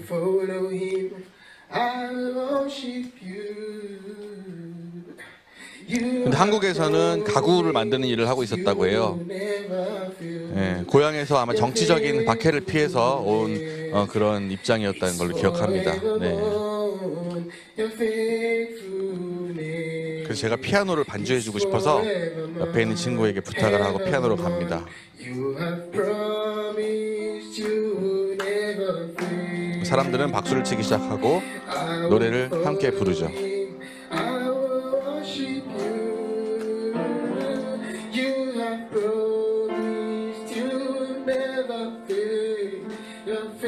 부르다 보면 심취하고 고향 생각이 나겠죠.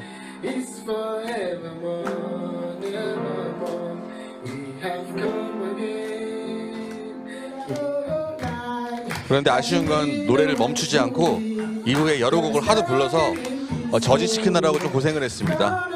네.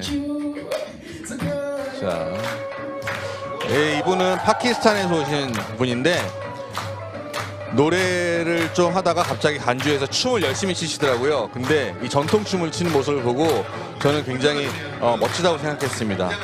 네, 깜짝 놀랐습니다.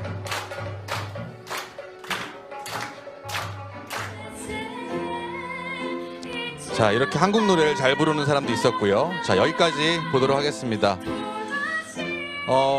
저는 이 프로그램을 3년 정도 했습니다. 지금은 여러분 아시다시피 코로나로 인해서 중단되었습니다. 언젠가는 다시 해야겠죠. 영상에서 보시는 바대로 무대에 올라온 사람들은 마이크에 대고 자신들이 하고 싶었던 이야기를 합니다. 뭐 한국 사람에게 고마운 것들부터 서운한 이야기까지 하죠. 그리고 나서 제가 이제 가족들에게 하고 싶은 말을 영상 편지로 녹화를 이제 하게 합니다. 그래서 같이 셀카봉을 들고 이렇게 하는데 그리고 나서 이제 이야기를 하다가 좀 울먹거리는 사람도 있고 뭐 대부분 그런 것 같아요. 그리고 나서 자신이 즐겨 부르던 노래를 이제 하게 되는데 가족들에게 몇 마디 하고 나서 노래를 하고 나면 마음이 굉장히 간절해져서 노래가 굉장히 구구절절해요. 예. 제가 의도한 바이기도 합니다만 옆에서 보고 있으면 이렇게 눈물을 흘리는 모습을 보면 저도 같이 울컥해져요. 그렇게 열심히 노래를 하고 나면 저희들이 이제 수고했다고 선물을 한아름 이제 안겨줍니다. 그걸 받고 무대에서 내려가죠. 한 20-30분 정도 되는 짧은 시간 동안인데 그 시간 동안에 아주 다양한 감정이 교차를 하게 됩니다. 무대 위에 있는 그 사람, 옆에서 바라보는 저, 그리고 무대에 있는 바로 조금 전까지만 해도 뚱하게 앉아있던 환자들에게 말이죠. 그들에게 제가 그 프로그램을 기획하면서 일단 큰 마이크로 이야기를 하게 하는 것은 일단 다들 좀 주눅이 들어있었을 테니까 차별과 혐오로 좀 고생을 했었을 테니까 목소리를 조금 크게 내도 된다라고 이야기를 해주고 싶어서고요. 영상 편지를 쓰게 하는 것은 가족들에게 좀 마음에 있는 소리를 조금 감정을 담아서 이야기를 하는 시간을 주고 싶어서이고요. 그리고 그 노래를 이제 하게 되는 것은 그 마음을 좀 풀게 하기 위해서입니다. 감정을 가득 담아서 노래를 해서 스스로 치유하게 했으면 하는 마음이죠. 그렇게 해서 감정을 담아서 부르는 노래를 이렇게 듣고 모습을 보고 있으면 저는 음악을 하는 사람으로서 과연 무대에서는 제 모습이 저렇게 간절할까? 라는 생각이 들 정도로 정말 순수한 노래의 힘을 느낍니다. 그리움이 가득한 마음 깊은 곳에서 우러나서 부르는 노래들, 그리고 그 노래들은 그곳에 모인 모든 사람들을 치유하는 듯합니다. 그 사람들은 고향에 두고 온 가족을 위해서 낯선 곳에 와서 일하는 그런 수고를 마다하지 않고, 그러다가 심지어 병에 들어서 아프게 된 그런 사람들입니다. 근데 그들이 여기 와서 받는 차별과 혐오는 그 이유는 그들의 고향이 가난해서라는 이유잖아요. 그들의 동료들이 가난하다는 이유로 같이 차별을 받고 그리고 주눅이 들어있던 거죠. 근데 그 주눅 들었던 마음이 모국어로 된 노래를 부르면 뭔가 풀려요. 그리고 자신의 전통 춤을 무대에서 추면서 뭔가 어깨가 당당하게 펴지는 모습을, 그런 모습을 보게 됩니다. 저는 그 순간에 무엇보다도 노래가 갖고 있는 치유의 힘을 정말 확인하게 됩니다. 그들이 노래를 잘하고 못하고는 중요한 게 아닙니다. 네. 우리는 노래 잘하는 사람들한테 박수 보내고, 그리고 그런 TV 프로그램이 굉장히 많고 인기가 있는지 굉장히 오래됐는데, 마음 한편으로는 저는 좀 아쉬운 마음도 있어요. 그냥 재미있게 하는 것도 좋은데 너무 잘하는 것보다요. 네. 서로 모르는 사람들인데까지 서로 노래를 부르면서 웃고 친구가 됩니다. 그래서 한 달에 한 번씩 생각합니다. 노래의 힘은 진짜 대단하구나. 이 음악은 내가 하는 게 아니다. 비록 그들의 고향은 가난할지라도 그들의 문화는 가난할 수가 없구나. 그리고 그 노래라는 것, 그리고 그들의 문화라는 게 멀리 타국에 떨어져서 외로운 삶을 살고 있는, 그리고 그들의 가난한 삶을 지켜주는, 자존감을 지켜주는 보호막 같은 것일 수 있겠구나, 그런 생각을 합니다. 그리고 차별과 혐오로부터 그들을 지켜내겠구나 하는 그런 희망도 봅니다. 세계 음악을 공부하다 보면 알게 되는 사실이 하나 있습니다. 그 전쟁에서 승리하면 보통 모든 것을 갖게 되잖아요. 그런데 딱 하나, 음악만은 패배한 사람들이 갖게 됩니다. 무슨 말이냐 하면, 패배한 사람들, 슬픔을 겪은 사람들이 그들이 부르는 노래가 그 땅에 남고 널리 퍼지게 된다는 말인데요. 우리가 알고 있는 대부분의 유명한 월드뮤직들이 다 그런 식으로 유명해진 음악입니다. 아프리카에서 온 노예들이 아메리카 대륙에 퍼뜨린 블루스나, 그리고 삼바, 남미의 음악들, 그리고 유랑 생활을 하던 집시들의 플라멩코, 그리고 고향을 떠나서 살던 이민자들, 가난한 사람들의 음악, 탱고, 아주 수많은 음악들이 있습니다. 그 사람들은 이제 전쟁과 유랑의 역사 속에서 힘든 시간을 노래를 부르면서 이겨냈습니다. 우리가 힘들수록 노래를 들으면 더 마음이 아프고 눈물이 나는 그런 것과 같은 이유라고 볼 수 있습니다. 제가 국경 없는 음악회를 통해서 본 것은 오랜 시간 동안 음악이 계속 해왔던 그 일과 크게 다르지 않다고 생각합니다. 그리고 음악가로서 제가 음악을 하는 것이 아니라 음악이 흐르는 그 큰 시간에 나라는 사람이 음악가로 놓여 있구나라는 생각을 또 하게 됩니다.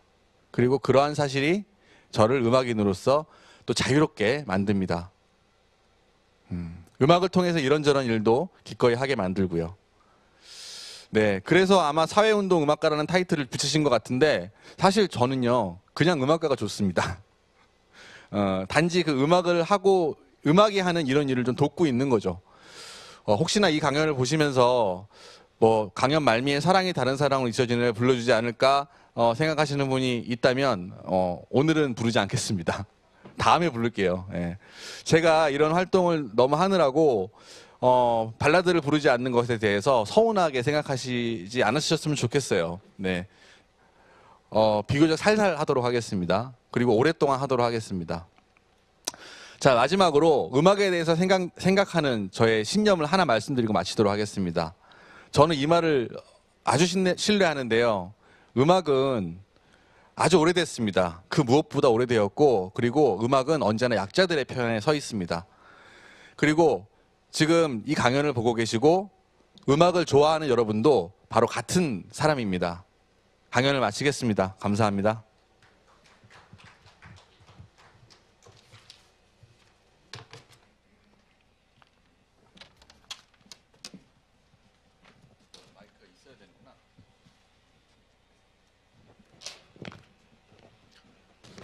자, 우리 하림 씨에게 박수가 지금 아마 쏟아지고 네. 있을 걸로 예상이 됩니다. 감사합니다. 야, 네.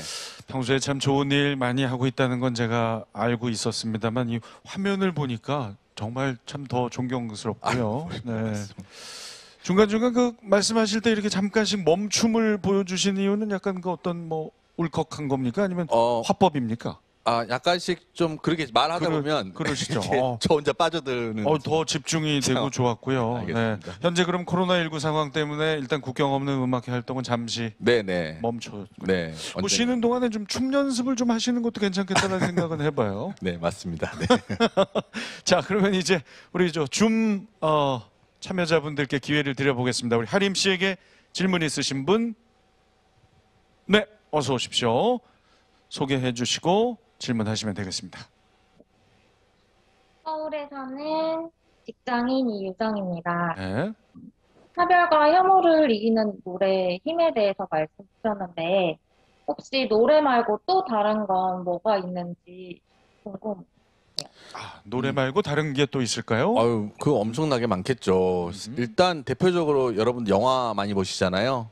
영화도 있고 드라마도 사실 뭐 그런 내용을 이렇게 보면 마음속에서 뭔가 꿈틀꿈틀 일어나잖아요. 네. 저는 그게 그 대중 예술이 가진 그런 어떤 힘이고, 예, 뭐 여러분들이 느끼시는 바가 바로 그런 변화라고 생각합니다. 그래서 영화나 드라마, 뭐 때로는 미술도 될 수 있겠고요. 그렇죠. 예, 요즘에는 드라마 보시면 뭐 사회적으로 뭔가 많은 변화가 막 일어나더라고요.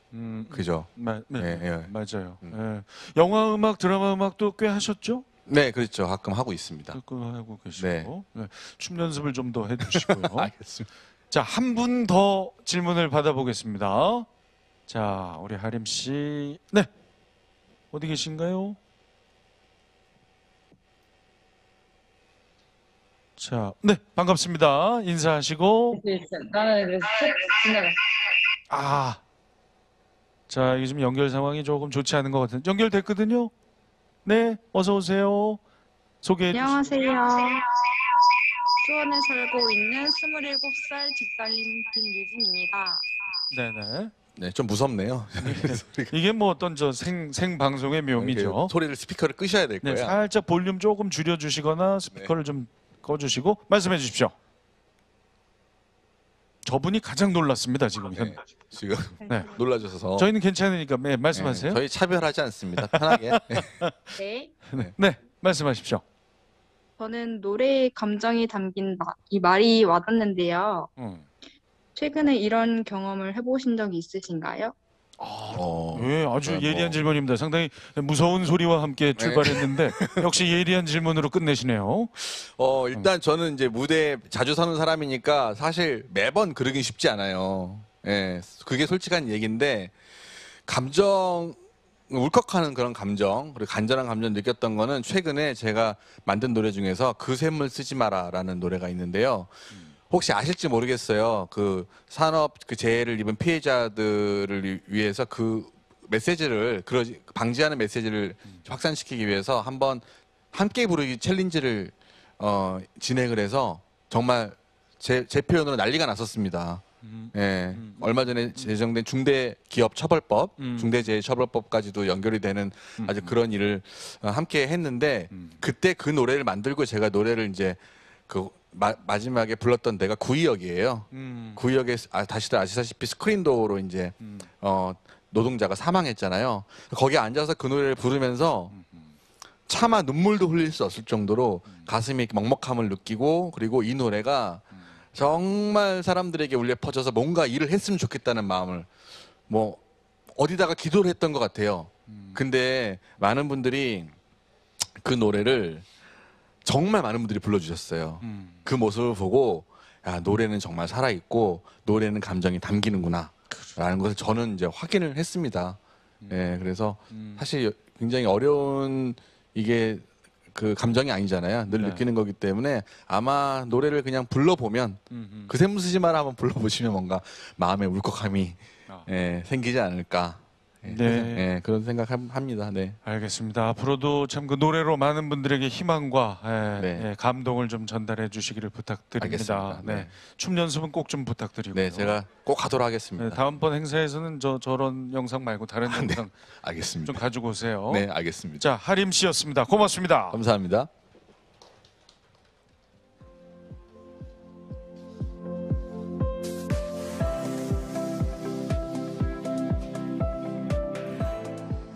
자, 어느덧 이제 마지막 강사님을 소개할 차례가 됐습니다. 한국외국어대학교 미디어 커뮤니케이션 학부 김민정 교수님 모셔서 혐오, 민주주의의 적이라는 제목의 강연을 청해봅니다.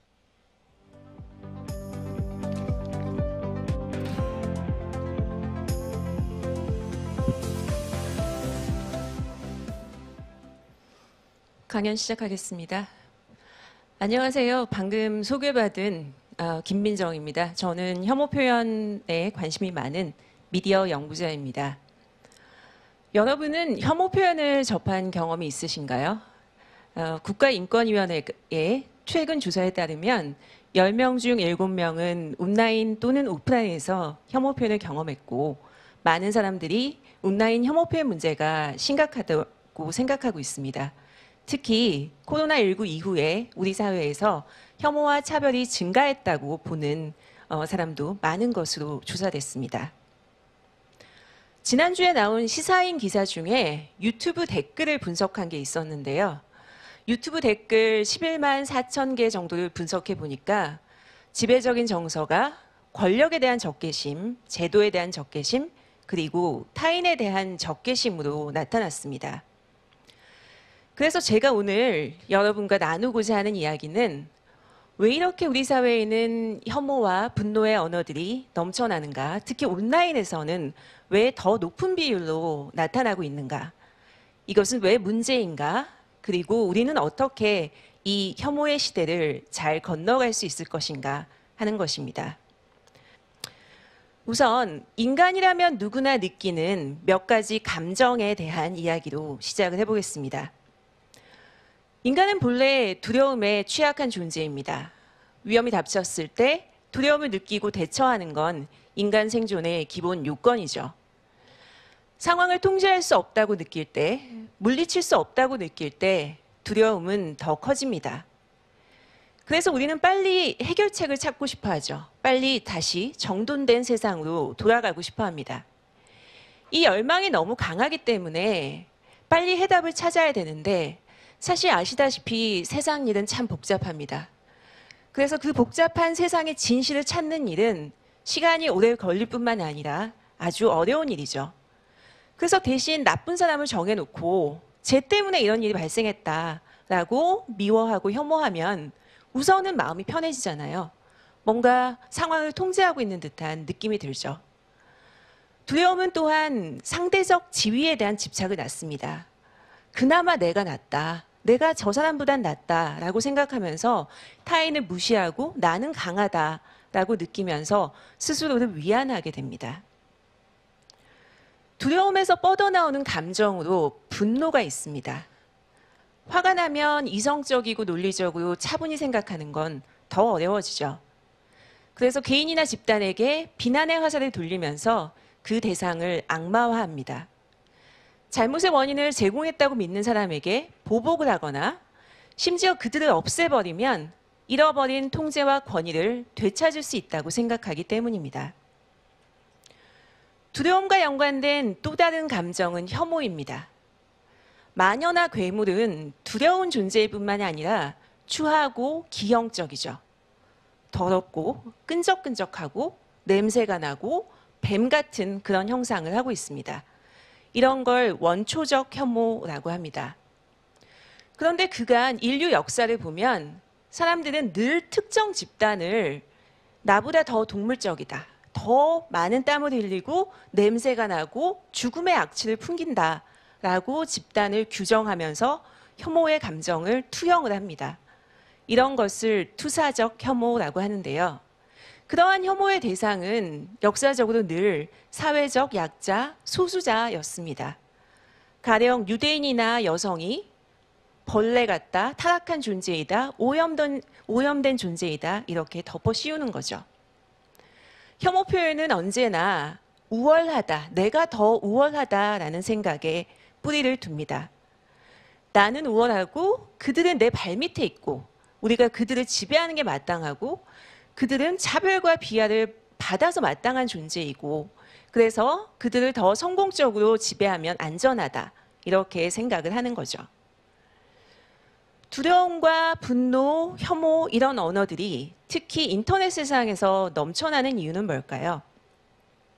우선 정보가 넘쳐나기 때문인데요. 이제 부족한 것은 사람들의 관심, 집중이죠.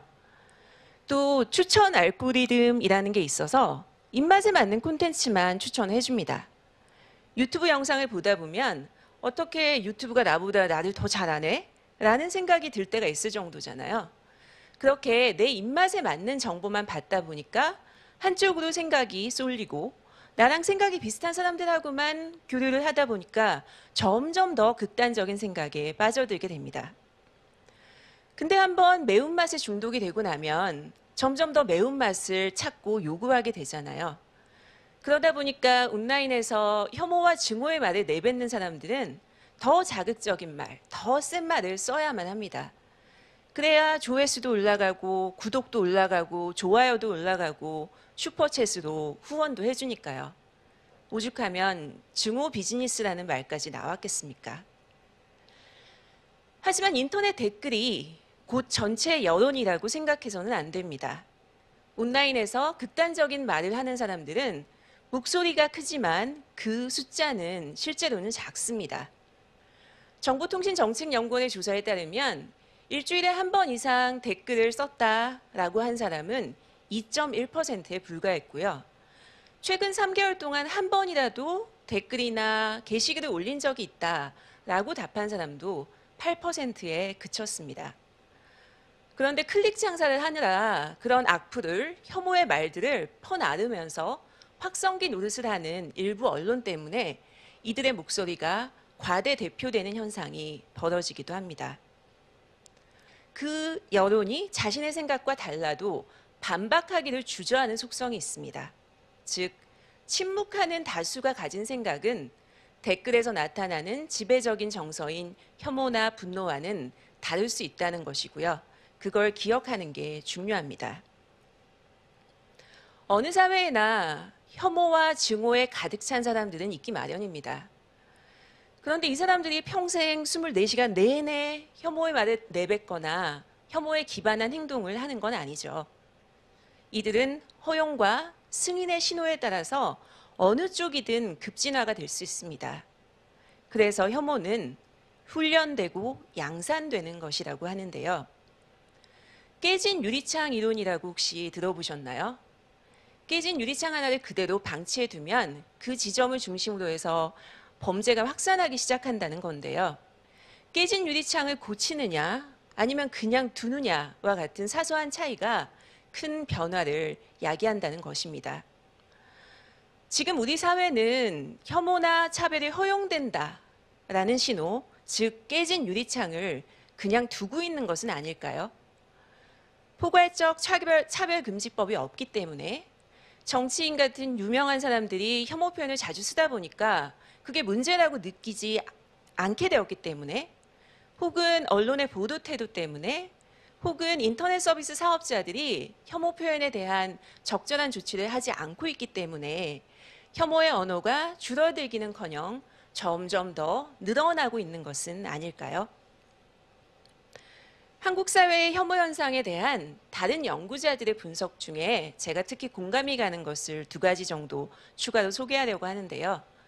우선 박권일 씨는 한국 사회의 과잉 능력주의에 주목했습니다. 능력에 따라서 다르게 대한다라는 것이 정당하다라는 능력주의만 강조하다 보면 사회 제도와 구조에 깔려있는 불평등을 무시하기가 쉽죠. 그래서 과잉 능력주의는 무능력한 사람 혹은 저능력자를 멸시와 차별해도 괜찮다라고 생각하게 만듭니다. 과잉 능력주의의 안경으로 세상을 보면 능력은 부족하면서 다른 사람들한테 기생해서 살아가는 벌레들로 넘쳐나는 것처럼 보인다는 거죠. 다음으로 김학준 씨는 우리 사회의 정치 혐오 현상에 대해서 다뤘습니다.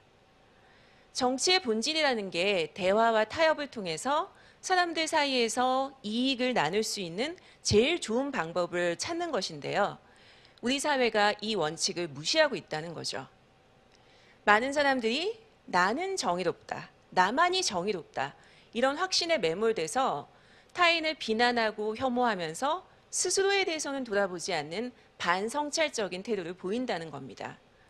그리고 그냥 머릿속에서 옳다라고 생각하는 것들 외에는 소통이나 합의의 대상이 되지 못한 채 나와 의견을 달리하는 사람은 무조건 적으로 낙인 찍고 있다라고 지적을 했는데요. 요즘 우리 사회의 정치 담론을 보면 정말 공감이 가는 지적입니다.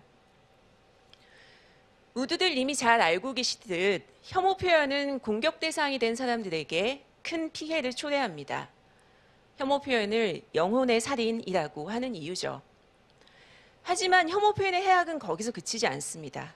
우리 모두에게 큰 피해를 입힙니다.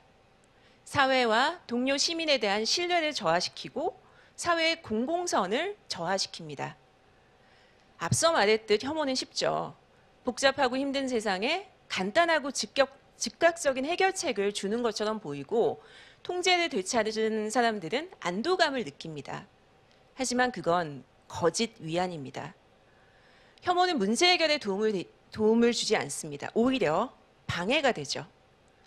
민주주의라는 게 결국은 나와 의견이 다른 사람들과 대화를 하고 토론하고 타협하면서 사회의 공동선을 찾아가는 과정인데, 동료 시민을 혐오의 대상, 무시와 차별을 받아서 마땅한 존재, 배제하고 척결해야 될 대상으로 그렇게 바라봐서는 민주주의의 작동은 불가능합니다. 그럼 우리는 이 혐오의 시대를 어떻게 건너야 할까요? 국가나 기업이 아니라 시민 개개인의 역할에 초점을 두고 몇 가지 이야기를 해보겠습니다. 우선은 온라인에서 잘못된 정보를 마주칠 때, 혐오와 증오의 언어를 만날 때 반대할 수 있어야 합니다. 많은 사람들은 웬만하면 대세를 따라간다라는 걸 보여주는 유명한 심리학 실험이 있습니다. 여러분이 지금 화면 왼쪽에서 보시는 그 선과 길이가 같은 게 ABC 중에 뭐냐고 제가 묻는다면 아마 C라고 지금 답변을 생각하고 계실 겁니다. 근데 앞에 10사람이 입을 맞춰서 모두 A가 같은 길이의 선이라고 틀린 답을 말하기 시작하면 10번째 대답을 해야 되는 여러분은 사회적인 압력을 느껴서 A 이렇게 할 수 있다는 거죠. 수능 실험이라고 알려진 것인데요. 이 실험에서 덜 알려진 내용이 뭐냐면 앞에서 쭉 잘못된 답을 이야기하다가도 한 7번째 누군가가 정답을 얘기하면 그때부터 사람들은 자유롭게 정답을 이야기하기 시작한다는 겁니다. 그래서 반대 목소리를 내는 게 중요합니다. 용기 있는 한 사람의 반대가 큰 변화를 가져올 수 있습니다. 분노의 감정을 잘 승화시키는 것도 매우 중요한데요. 복수하겠다, 응징하겠다, 보복하겠다라는 그런 응보적인 소망이 아니라 이행분노, 즉 항의를 통해서 앞으로 전진하고 잘못된 구조와 제도를 개선하겠다라는 노력으로 승화시켜 나가야 합니다. 간디는 눈에는 눈 전략은 세상 모두를 눈멀게 할 뿐이다 라고 했습니다. 우리는 보복을 거부하고 상황을 개선할 전략을 선택해야 합니다. 행위와 행위자를 구분하는 것도 중요한데요. 타인에 대해서 포용하는 자세를 가지고 그들이 저질렀을지도 모르는 잘못된 행동에는 반대를 하지만 그 사람도 나와 같은 동료 시민이라는 생각으로 친구로 여기고 대화의 상대로 여길 수 있어야 한다는 것입니다. 특히 요즘과 같은 소셜미디어 세상에서는 건설적이지 않은 비난의 네트워크를 형성하기가 너무 쉬운데요. 악플로 해결할 수 있는 문제는 없습니다. 스크린 너머에 상처받는 누군가가 있다는 것, 그 사람이 나의 동료라는 것을 기억해야 합니다. 너스바움은 인간다운 삶의 필수적인 10가지 핵심 역량을 나열했는데요. 그 중에 하나가 관계입니다. 세부 내용은 시간 관계상 슬라이드로 대신하겠습니다. 제가 마지막으로 강조하고 싶은 건 희망입니다. 고대 그리스 로마 사람들은 희망과 두려움은 동전의 양면이라고 생각했다고 합니다. 우리는 일상적인 상황에서는 물 마시기를 희망한다라고 말하진 않습니다. 물은 희망하기엔 너무 사소하죠. 그런데 내가 진정 물을 희망하는 그런 상황이 있을 수도 있습니다. 가령 사막에서 며칠째 길을 잃고 헤매고 있는 상황이라면 그땐 물 마시기를 간절히 희망하게 되겠죠. 그건 스스로는 물을 구할 수 없는 상황, 스스로 상황을 해결할 수 없다라는 엄청난 무력감에 시달리고 있으면서 동시에 물을 마신다는 것이 매우 중요한 가치를 가지는 순간이죠. 이런 점에서 두려움과 희망이 동전의 양면과 같다라는 것입니다. 모두 결과에 대한 평가가 중요하고 불확실성, 통제 불가능성을 내포하고 있다는 거죠. 그럼 이 두 감정을 유발하는 생각과 태도의 차이는 어디에서 오는 걸까요? 바로 무엇에 집중하는가 하는 것인데요. 두려움은 일어날지도 모르는 나쁜 결과에, 희망은 좋은 결과에 집중할 때 생깁니다. 그래서 우리는 좋은 세상에 대한 생각을 공유하고 이를 위한 작은 실천을 해야 합니다. 희망의 스위치를 켜는데 여러분이 함께 해주시기를 희망하면서 제 이야기를 마치겠습니다. 감사합니다. 강연 마칩니다.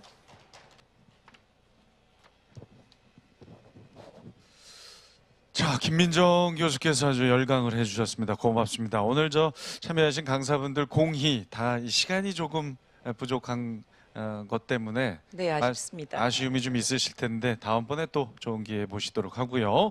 자, 마찬가지 방식으로 줌 소통하고 계신 분들께 질문 기회 드려보겠습니다. 자, 네, 김창식님, 네, 어서 오십시오. 저는 서울특별시에 사는 25세 대학생 김창식입니다. 아까 교수님께서 두려움과 희망이 동전의 양면과 같다고 하셨는데 두려움을 희망으로 바꾸려면 어떻게 해야 되는지 알고 싶습니다. 그 마지막 부분에 말씀하셨던 거. 아무래도 시간이 충분치 않아서 충분히 말씀을 못 드린 것 같은데 좋은 질문 감사합니다. 좋은 결과를 상상하면서 그걸 위해서 노력하고 있는 좋은 사람들한테 집중하는 게 중요하다라고 생각하는데요. 사실 우리가 코로나19를 지금 거의 2년여를 겪고 있지 않습니까? 변종도 계속 나오고 이게 언제 끝날지도 모르겠고 뭐 되게 두려움이 많은데요. 그런 건전한 두려움은 사실은 우리가 어떤 행동을 취하는 것이 적절할지를 알려주죠. 마스크도 써야 되고 백신도 맞아야 되고 고생하시는 의료진 생각을 하면서 내가 할 수 있는 작은 실천을 하는 거죠. 지난주에 배달하시는 분이 오토바이 사고가 났는데 그 주변에 계시던 분들이 적극적으로 도와주셨다라는 언론 보도를 봤어요. 그래서 그 배달 기사분이 하시는 말씀이 온라인에서 댓글만 봤을 때는 배달 기사들을 되게 미워하는 줄 알았는데 내가 다쳤을 때 이렇게 적극적으로 도와주시는 걸 보니까 아, 정말 세상이 악플과 달랐구나라는 걸 느끼게 됐다고 하시더라고요. 그래서 세상에 좋은 분들이 많이 있고 좋은 실천하는 사람들이 많다는 것을 늘 기억하고 거기에 집중하면서 내가 할 수 있는 일들을 해나가는 것이 희망으로 가는 가장 너무나 당연하지만 네, 그 방법밖에 없지 않을까 생각합니다. 좋은 말씀입니다. 저도 뭐 살짝 좀 부언하자면 MBC 라디오 여성시대를 좀 들으시면 거기 아주 따뜻한 맞습니다. 희망의 사연들이 많이 나옵니다. 매일 아침 9시, 11시. 자, 한 분 더. 제가 워낙 진행을 잘 지금 해서 시간이 괜찮아요. 네, 그래서 네. 제가 좀 시답지 않은 소리를 했습니다. 자, 한 분 더. 아이고, 어서 오십시오. 반갑습니다. 네, 인사하시고 신재희님으로 보이시네요. 네.